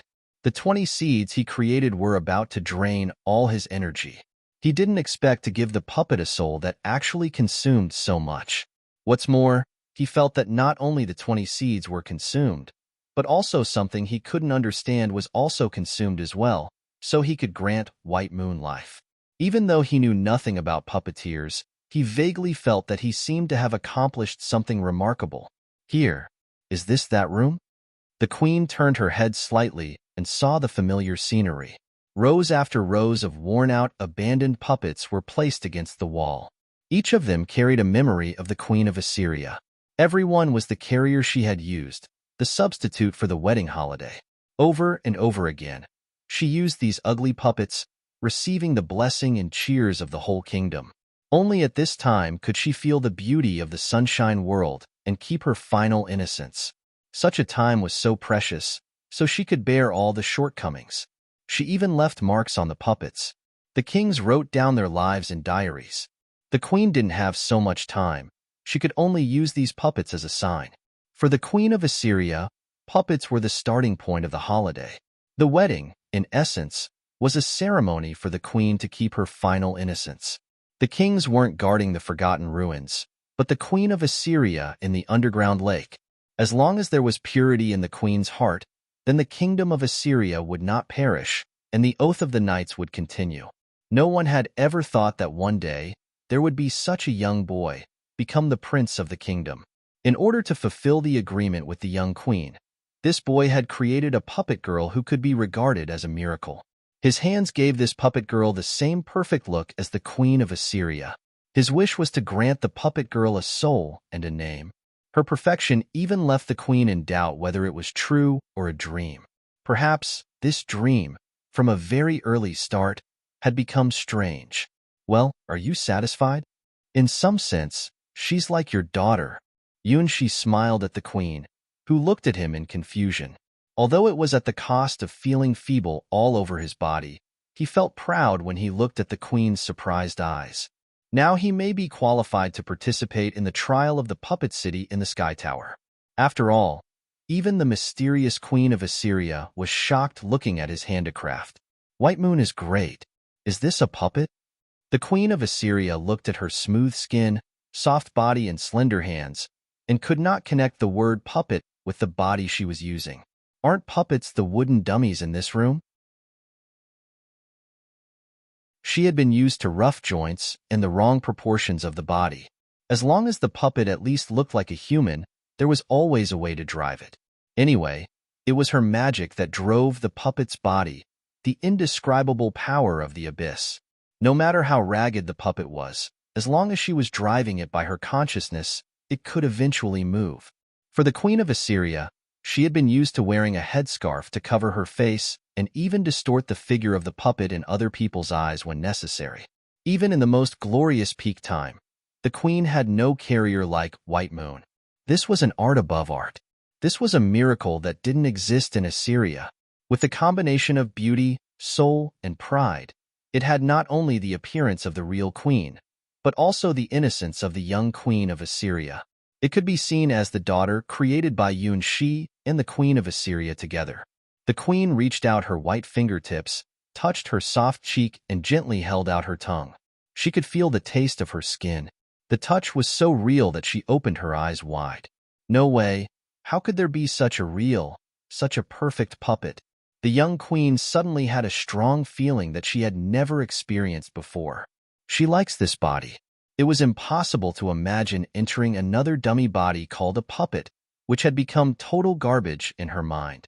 For the first time, she wanted something from the bottom of her heart. Yunshi successfully touched the heart of the young queen with his White Moon. For a girl looking forward to love, for the young queen who was longing for a fantastic future, at this moment, something had been changed forever.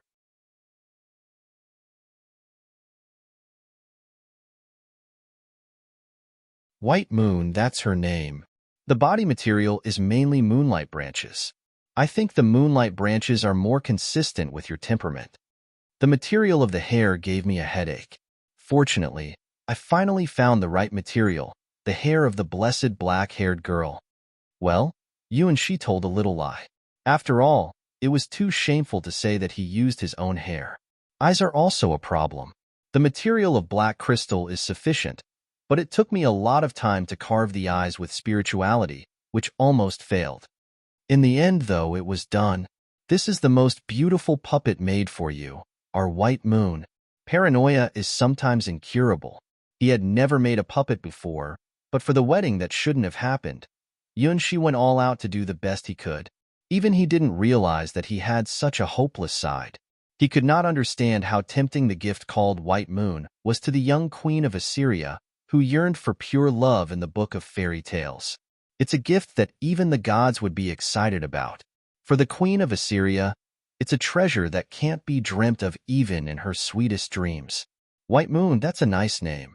The Queen of Assyria firmly remembered all the names of these materials. Moonlight branches, the black hair of the blessed girl, black crystal. Oh, I'm sorry. You shouldn't be interested in that. Yunshi scratched his head embarrassed. He was too keen on one thing, and even forgot the time, and didn't know how to stop. This was a small shortcoming of his. No, I'm interested. From the fingertips to the tiptoes, the queen raised her skirt and turned around, showing a happy smile. This body. It's so beautiful. Yes, there is no dirt at all, nor is it polluted by the power of the blood moon. Compared with the Millennium Queen immersed in the old memories, White Moon is the purest and most flawless princess. She never thought that someone could offer her such a perfect puppet. This dream. I really don't want to wake up. What do you want to be the reward for making this body for me? Sitting on the long table, the young queen looked at the young man who presented her White Moon with appreciative eyes. Such a perfect figure deserves the most extravagant wish. Do you want to be immortal? Do you want the right to rule the whole continent? Do you want to become a dragon knight, ride on the dragon's back and fly in the sky? All of these, she can help him achieve. When receiving a gift, you have to give the same gift back. This is the royal etiquette. The young queen has cultivated the habit since she was 6 years old. My wish? For now, I only want to defeat that terrible dragon. Yunshi sighed. The main task of this trial was so difficult.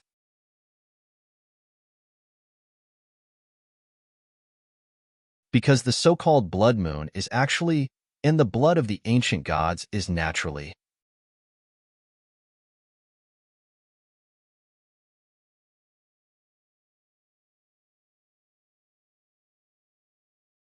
But what can she do? As the prince is about to ascend the throne, His Majesty can really do whatever he wants. What a poor child. You must be in agony, but don't dare to show it on your face. This puppet has a special artistic style.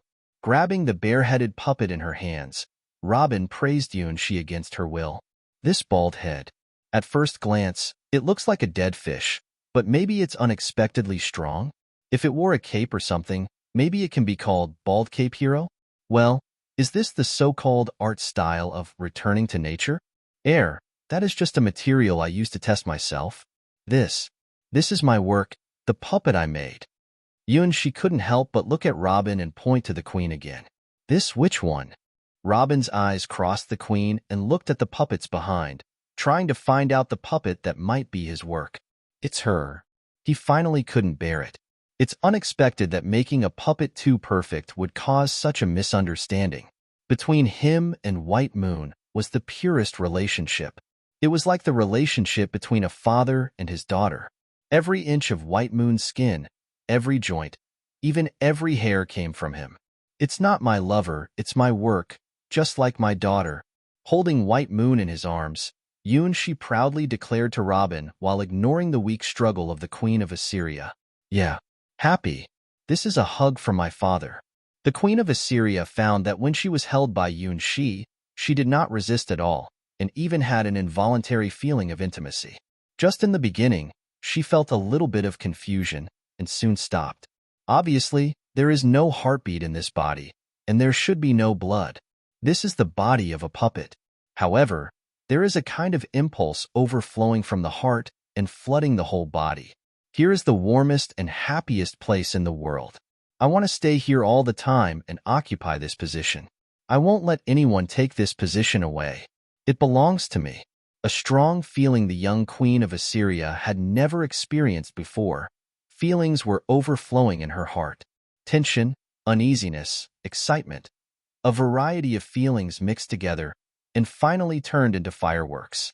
It was like a certain consciousness was waking up in this body and making its own voice. Even though the voice was so weak now, and no one could notice her, just like a little bud in the dark.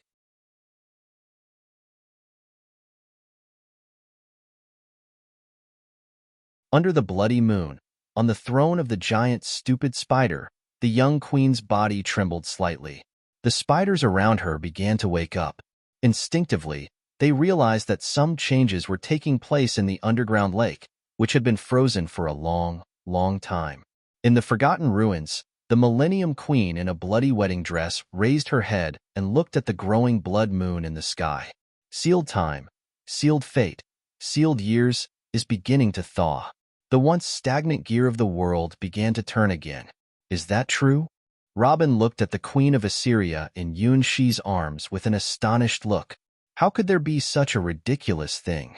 The white skin, dark long hair, watery eyes, the blush on the skin, the arc of snow-white feet. This is a puppet? Is there a mistake, my king? Well, she is White Moon, the queen I'm going to marry. He didn't realize how powerful his words were to the queen. Originally, the wedding with the kings was just a holiday for the young queen. The wedding was just a symbol. It was just a way for her to come to the human world with the help of the ceremony. It was just a way for her to feel the sunshine, the streets, and the crowds again. Because every time the puppet she used was too shoddy, she didn't have any sense of substitution for the puppet. All the puppets were just a disposable tool. But this time, it was different. The white moon, made by Yun, she was different from any other puppet used by the Queen of Assyria in the past. This is the perfect puppet that only Yun she could make for the young queen. It is the only puppet who could fully carry her soul. To some extent, White Moon has transcended the common sense of the world. In some sense, as Yun she said, she is his daughter and the Queen of Assyria. This body is not a rigid puppet, it's White Moon who can breathe, stand, and be so perfect that no one can tell it is a puppet. The Queen of Assyria couldn't tell what kind of dream she was dreaming. There was only one thing to confirm. She liked White Moon. She liked the puppet Yun she made for her. In this world, there was no precious gift or treasure that could make her feel happier. Compared to her in the underground lake, compared to her wandering in the forgotten ruins, White Moon is a real existence here. Being held, I can feel the warmth. Being praised, I can feel happiness. Although not under the blood moon, I can also move freely, speak freely, and even naturally communicate with others. Such a world. She felt as if she had returned to the time when nothing had happened, when she was still a carefree little girl. White Moon was unlike her. It was pure and flawless, like having all the beauty in the world. As Yun she said, this was her daughter. Now, she's going to use this puppet's body to get married? Wedding. My own wedding. Is this too early? Yuan-Shi's puppet technology was so fantastic that even the young Queen of Assyria was completely trapped inside, unable to extricate herself. At the same time, in White Moon's body, a little consciousness was absorbing all kinds of intelligence and growing rapidly with the passage of time. Like a small sapling, feeling a fatal crisis, desperately absorbing all the nutrients. Wedding, get married, bride? It's not me, no way. Even if it's my mom, no way. I won't let go of you. Inside of the happy eyes of the queen, some confused thoughts flashed. My God! Robin covered her forehead with her hand and shouted out, how could this be possible? The king's handwork is so good. It can move freely, show its own feelings, and have no different appearance from human girls. How can this miracle be made by my prince, the new king? Even if it takes 10 or 100 years, it is impossible to create such a miracle. Not to mention that the king achieved it within one day. It was not until she confirmed that the black-haired girl in front of her was really the one in the rumor by using her own secret magic, she could only choose to believe it. It is true that His Majesty has really created an incredible miracle. Give soul and wisdom to a cold puppet and marry her. In Robin's eyes, in the trajectory of fate, suddenly appeared a huge distortion. From the moment when Yun-Shi created White Moon, the fate that had been predestined in Robin's eyes were suddenly all disordered. It was like a thread with clear branches was suddenly caught by a stray cat and twisted into a ball of wool, which would make people feel despair to undo it. The prince would kill his father and marry his mother, ascended the throne and gathered the girls of the Starwing Knights to get the help of the witches. After that, he would challenge the dragon that ravaged the world.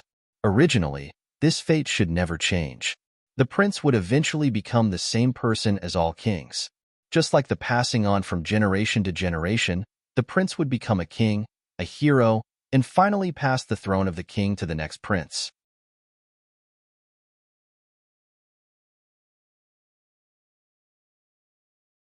The future has been changed. This was the first thing Robin noticed after seeing the queen's curious, happy eyes. Perhaps His Majesty won't repeat the fate of the kings. The fate of the world will also usher in new changes. Your Majesty, you have done something quite bold. How are the wedding preparations? Yun-Shi hadn't realized what he had done. Well, it's all going well, and we can have the wedding in 3 days. All the nobles of the kingdom will come to the capital to attend your wedding. Congratulations in advance, Your Majesty. The fate of the Queen of Assyria, the fate of the kingdom, the fate of the Starwing Knights. Even the fate of the world's ultimate enemy, the dragon, had become strange. What should I do? That's good. I'm looking forward to it. Yunshi also regarded the wedding as a ceremony. He was just a representative of the kingdom to sign a vow with the real master of the kingdom, the ancient queen of Assyria. He had no idea how intimate the young queen looked at him from in his arms. It's from White Moon's subconscious to her father, and it's also mixed with the heart feeling of the queen. Yes, the young queen of Assyria was moved. For the first time in her life, she got treasures that she could not even dream of.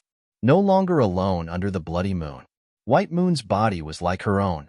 That kind of feeling was just like a girl from a poor family suddenly got a soft, lovely, fluffy, precious super doll one day. Just walking and talking can touch the queen's heart. What kinds of puppets did she use before? Compared with White Moon, compared with her lovely, beautiful, and elegant daughter, they are all garbage. Garbage.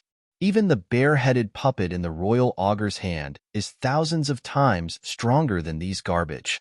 I don't want to go back to the lonely underground lake. If it was White Moon, if it was her, now, she could really appear in the world of sunshine. Yes, I can.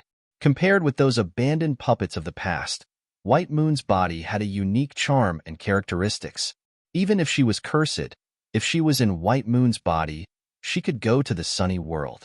Don't hide, but be above board, working hand in hand with the person I like. Think of it, do it.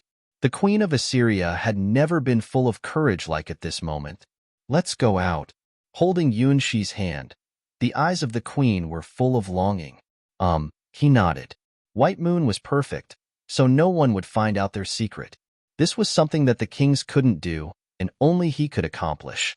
Date. The queen of Assyria could feel her heart beating faster and faster, and her blood seemed to be boiling.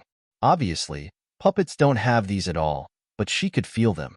Robin let out a sigh. Now, it's going to be a mess. The wedding ceremony was always the most important event of the whole kingdom. But there had never been a king who could really let the queen of Assyria appear in front of the people. It's not that they didn't want to do it, but that it was impossible to do it. If people knew that the queen married to the king was just a puppet, the people in the entire kingdom would go mad. What a fool. Finally, Robin tried to deduce what he would encounter and shook her head. Apparently, the result wasn't promising. Picking up the bare-headed puppet, Robin left the puppet room. She had to tell those who were preparing for the wedding that there would be a huge change in the wedding process. The ancient royal palace was decorated with old murals and sculptures. These were originally ordinary things. However, the queen of Assyria stared at them along the way after leaving the puppet room. Look at this and this. They are stories from a long time ago. Ah, yes, that's my story. The death of the queen? I am not dead. The queen hopped on the cobbled road as if she had returned to her childhood. Is it really not a crime that I want to marry such a young girl? Looking at the queen's pure smile, Yunshi suddenly felt guilty. Don't you think it's a crime to marry such a queen, you kings? No, because it's impossible for us to get in touch with such a queen. Your Majesty, how do you have time to play with a child? Don't you need to prepare for the wedding? Hua Yu smiled at Yunshi. The ceremony is finished. Yunshi absently answered Hua Yu. That's my bride. For a moment, Hua Yu's eyes changed. It was full of shock. It was hot as if burning. Bride? Is it her? Full of doubt, but also full of jealousy and disbelief. For the first time, the leader of the Starwing Knights doubted what her ears heard.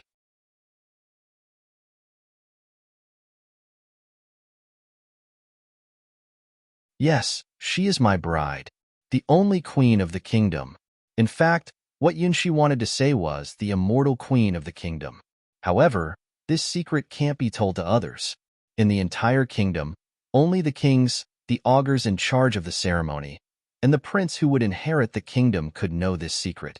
The criteria for choosing the prince was not strength or bloodline, but the faith to perform knight duties and the determination to marry the young queen under the blood moon. Why it would be such a small child. Hua Yu had never been so shaken in her heart. Everyone knew that the kings needed to marry a mysterious queen. However, the mysterious queen would only appear in front of the nobles and people at the wedding. In addition to the wedding day, the queen, it was as if she didn't exist at all. No one knew where the queen came from, why she must marry the king, and why she would disappear after the marriage. There were too many unknowns, but after thousands of years, people were gradually accustomed to this strange custom. People even imagined that there may be some special agreement between the tribe where the queen came from and the kings. The so-called marriage ceremony, after thousands of years of evolution, had become a kind of sacrifice for the kingdom. No one had ever seen the true face of the mysterious queen. After the wedding, the queen would never fulfill any of the queen's duties, or show her power, nor have any opinion on the king's numerous lovers. Except for the day when His Majesty ascended the throne, people almost didn't realize that there was always a queen in this kingdom. The non-existent queen, this was the common name for the mysterious queen, because the queen's sense of existence was too low. Including Huayu, everyone also regarded the queen who would only appear at the wedding for one day as a story, just like the jewel on the king's crown. In the recorded history, no matter which wedding, the mysterious queen will only appear on the wedding day, and then disappear without a trace. Many people doubted whether the queen was just a mascot, or was whether her existence really existed. Now, Huayu knew that no matter what happened to the previous kings, the girl the current king, Yun she was going to marry, was not something that didn't exist nor was a mascot. Here she was, chasing butterflies and running in the sun, showing a happy smile. It seems that just chasing the butterflies in this way could make her feel satisfied from the bottom of her heart. Why would it be her? Never heard that the prince had known such a girl, who is obviously underage. No, I came first. Huayu bit her teeth, and a feeling of pain nibbled at her heart little by little. It's so cunning. She's never been around the prince, but is going to occupy the nearest position beside the prince and surpass everyone. She surpassed every one of the Starwing Knights. They all joined the Starwing Knights with some special expectations. Everyone knew that the life of the king was not long, and the prince would soon ascend the throne. Anyway, the queen was just a mascot. Even if she would appear at the wedding, she would soon disappear. In this way, everyone has a chance, even if they can't become the queen, but the king can have many lovers. It's acceptable to everyone in the Starwing Knights. The king would have a queen, but he would only have babies with his lovers. This already became a tradition of the kingdom after thousands of years. Why? Why did the queen really appear this time? She wasn't being tightly wrapped in a black wedding dress and maintained silence. She walked in the sun, wearing a lovely and light black princess skirt, chasing colorful butterflies, pure as a child who knows nothing about the world. Considering her age, could the kings marry? No, her height is obviously lower than that of the recorded queens. Huayu shook her head and drove this ridiculous idea out of her mind. The queens who appeared in the moonlight sacrifice had amazing similarities. Silence, reticence, and never show their true faces. Huayu couldn't connect any of them to the lively and lovely young girl in front of her at all. Prince, is she really the legendary queen? Even though he had previously explained it, Huayu still had great doubts or jealousy. Do you like her? This issue was very important, not only for Huayu, but also for the whole group of the Starwing Knights. Well, she's the queen indeed, though we haven't finished the wedding yet. Do I like her? Well, this time, Yun she couldn't give a simple and clear answer. After all, it was really difficult to say that he liked such a little girl.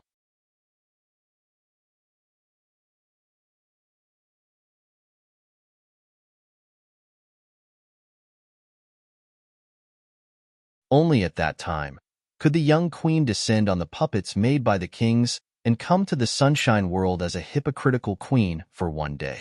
It was because she could still look forward to such a holiday that the young queen of Assyria had endured the long years in the underground lake. But this time, it was different.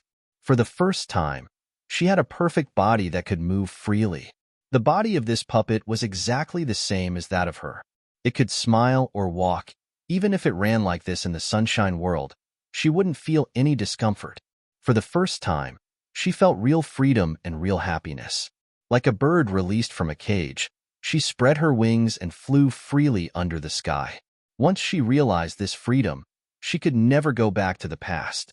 Is the air in the sunshine world so fresh? It's totally different from what I smelt in the past. Always being surrounded, she couldn't smell the fragrance of flowers and trees. She couldn't monopolize the dancing butterfly. She couldn't run on the earth without any restriction. Every step and every breath here was different from the past. There is no need to hide anything here. This here was the real her. She was completely addicted to this small and lovely body. I already can't go back to the past. Lifting the skirt corner, she panted in front of Yun-shi. Her face was ruddy, and her eyes were shining. The time sleeping in the underground lake was like a freezing black and white picture, and the time after meeting him was colorful, full of surprises and infinite expectations. The first intimate contact, the first hug, and some kind of premonition between them quietly colored the black and white world. His voice, his confidence, and his concentration were different from those of other kings. His hands created a miracle called White Moon, which turned impossibility into possibility. The black and white world disappeared. Every moment with him had a different experience. It was a dreamlike, colorful world. I want to stay. I want to let this dream go on. It's nice to get married. Holding Yun-shi's hand and smiling sweetly, Queen of Assyria began to look forward to her wedding 3 days later. No way. Even though it's my mom, I won't let you have him. In the young body, a newborn consciousness sent out that silent cry.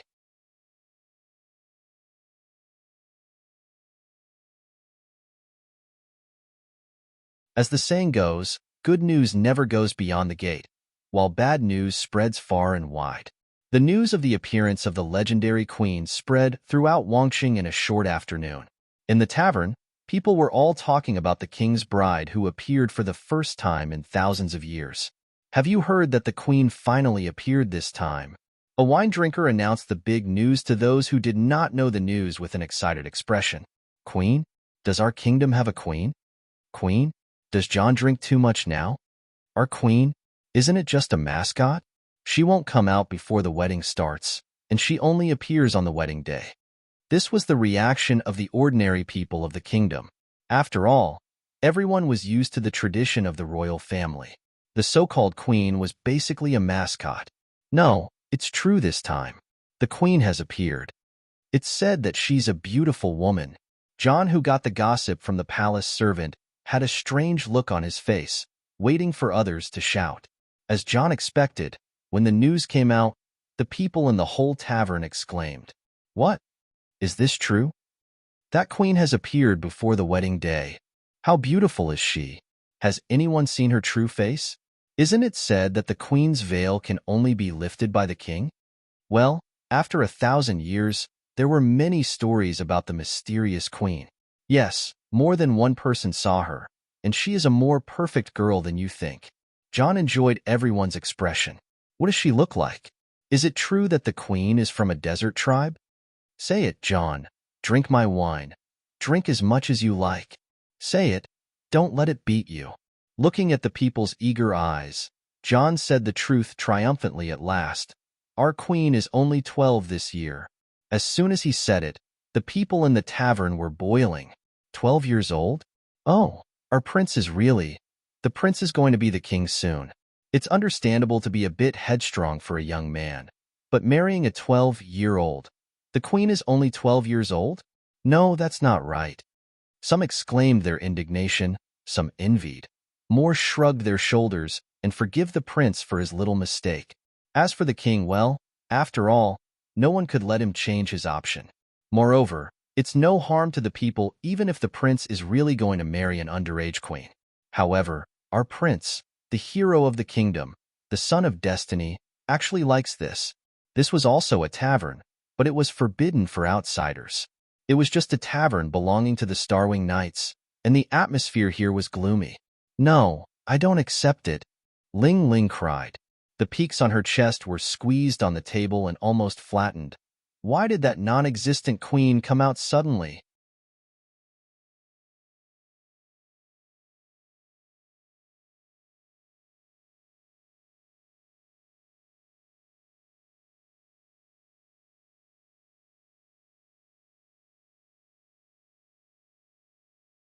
First, Ask them what they really think. If they really want to quit the Starwing Knights because of this, it means that they will only reach this level after all. Oh, I don't want to, but Ling Ling cried like a child. She was the one who suffered the most after knowing that the prince would marry White Moon. If it was a 100-meter race, then Huayu was 3 meters ahead than others, and she was at least half a meter ahead of others. She was very satisfied with this situation.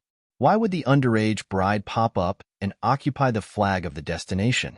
Foul, it's a foul. She wanted to report anonymously. It's cheating. It's cheating. I don't want to give up, and we can't give up. Ling Ling. At this time, only Mei Lan comforted Ling Ling. In her eyes, although Ling Ling was stupid and couldn't handle everything well, Ling Ling's love for the prince was the most straightforward. The confused Ling Ling, the crying Ling Ling, the childish Ling Ling made Mei Lan feel the same. Her tears were for all the girls of the Starwing Knights.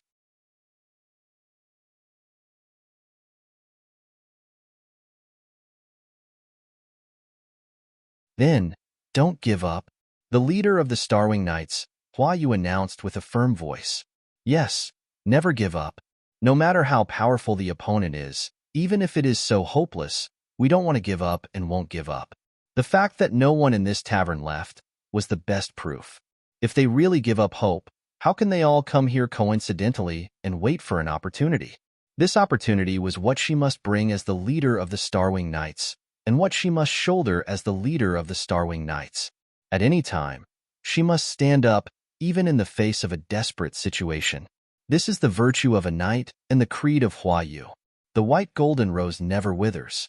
But there will be the wedding soon, and it seems that the prince does like that child. This was the most frustrating trouble for most members of the Starwing Knights and the unsolved problem that led to this situation. The prince likes the child named White Moon. That child has the right to marry the prince, which is the tradition of the kingdom for thousands of years. If we don't do it, how do we know that it is impossible? Huayu's eyes sparkled with extraordinary brilliance and grabbed Robin's hand. Say it to us. Tell us the prophecy. Robin's face looked helpless. These young knights are really lawless. Forced the royal augur to predict.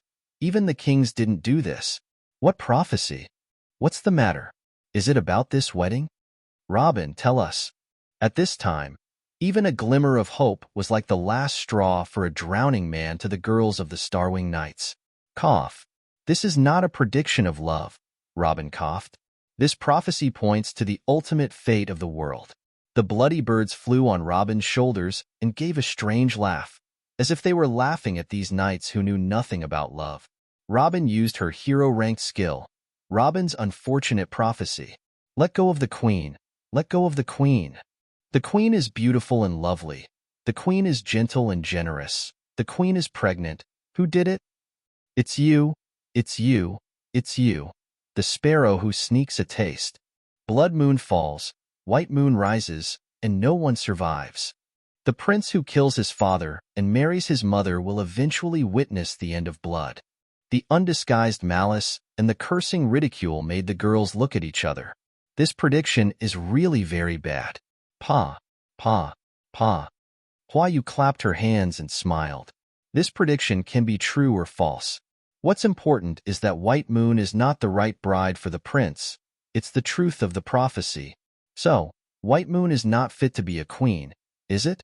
This explanation was a little far-fetched, but for the frustrated Starwing Knights, it was a powerful cardiotonic. Yes, I'm not opposed to the prince's marriage, but that White Moon is too small.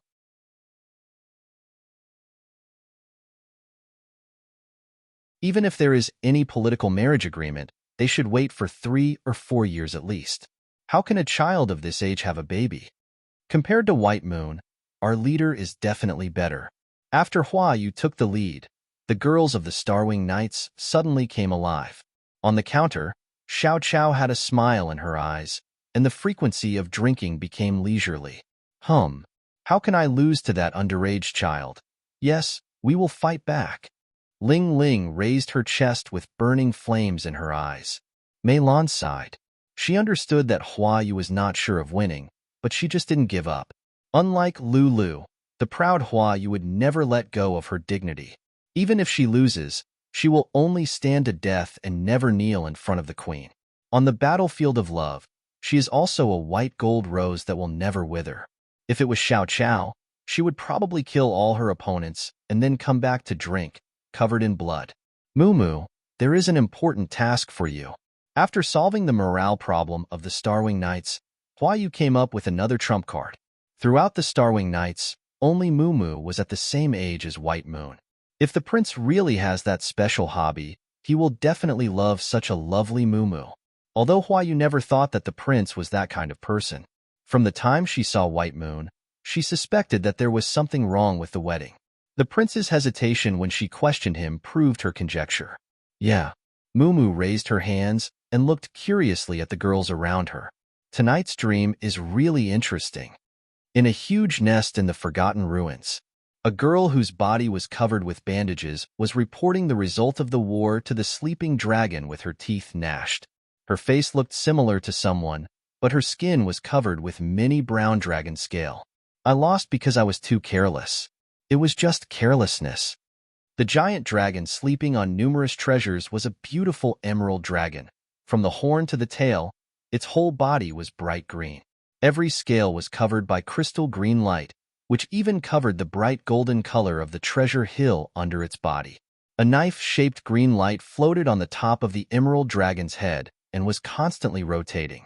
Next to the emerald dragon, there were several dragon eggs with different colors, each of which exuded the same huge sense of pressure as the desert dragon. The red dragon egg released an irascible flame breath. The black dragon egg released a poisonous corrosion breath. The blue dragon egg released a cold frozen breath.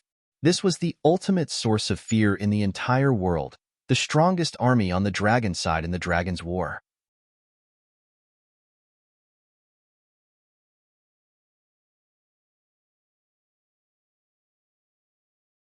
That damned prince broke my defense with only one blow.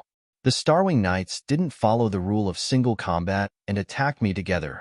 Humans are too outrageous. Zaka transformed into a human form and cried about what she experienced when she ran to the human world, and despised those who didn't obey the rules. The fight between dragons is always one-on-one. It's a shame for dragons to fight in groups. Powerful dragons never need to rely on numbers to fight. They basically crush their enemies all the way. What? Desert Dragon Zaka also summoned desert worms in the battle? They were similar to the parasites on the scales of giant dragons. In Zaka's eyes, they couldn't be counted as help. Haha, elder sister. You are too weak. In this way, the Great Mother will cry. You bring disgrace to the name of Zaka. The eggs of different colors laughed at Zaka together. Their names are all Zaka. In the dragon language, it means the shadow of the dragon. They are the descendant of the great emerald dragon, and each of them had the power of different dragon attributes. The firstborn was Desert Dragon Zaka, who has the power of dust. The second was Ice Dragon Zaka, who has not yet come out of the egg and has the power of ice and snow. The third Fire Dragon Zaka has the power of flame. The fourth and the last one was Black Dragon Zaka, who has the dual attributes of darkness and corrosion.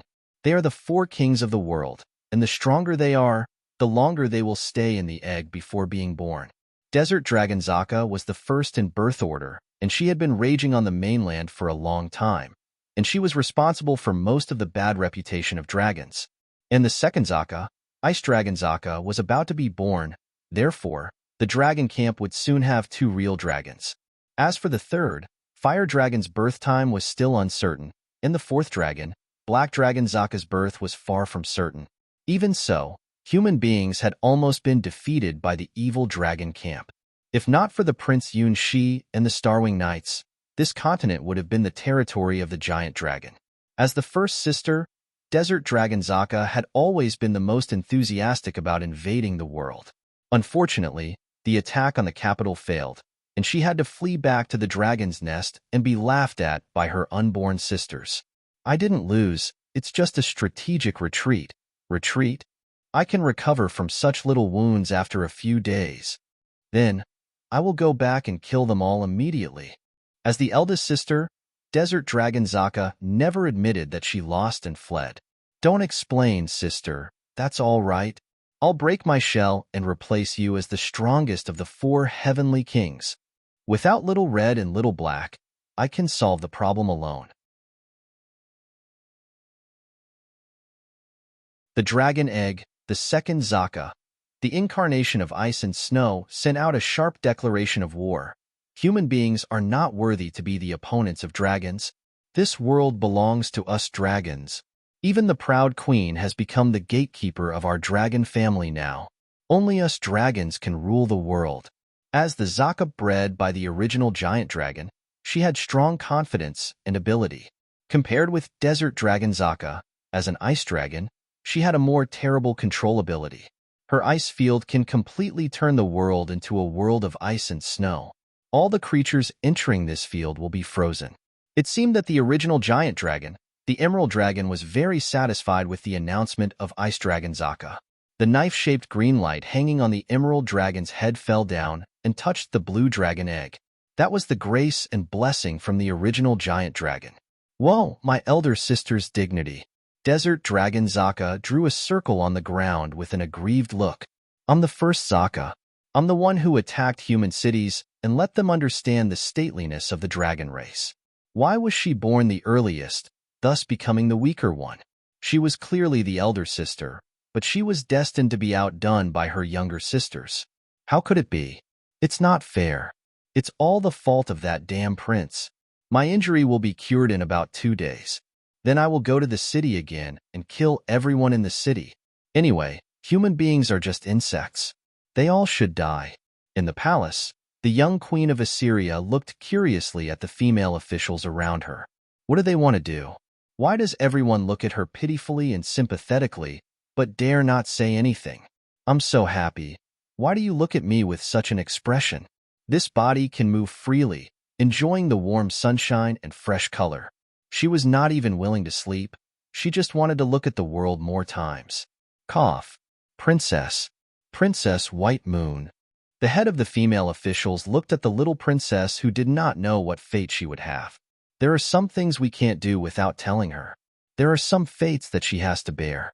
Even at the age of 12, as the protagonist of the wedding after 3 days, those things are inevitable. Well, the prince asked me to come to class. What class is it? The queen looked at the officials with innocent eyes. I don't know what class it is, but I was asked by everyone Yunshi. Yes, the class for the common sense of the wedding night. The female official's expression was complex, but she had to fulfill her mission. This mission had never been fulfilled by the female officials of all kings, because they had no chance to contact the mysterious queen at all. Only in this generation, they had to teach the 12-year-old Princess White Moon about things that would never be taught in textbooks. About the responsibilities of the queen on the wedding night, you're tuning in to the Romance Rendezvous YouTube channel. We're so grateful for your support, and don't forget to subscribe to join us on this incredible journey through captivating stories. Your generosity through donations truly makes a world of difference, as it's the primary source of revenue that allows me to expand and enhance this channel for you. Thank you from the bottom of my heart for being a part of this adventure.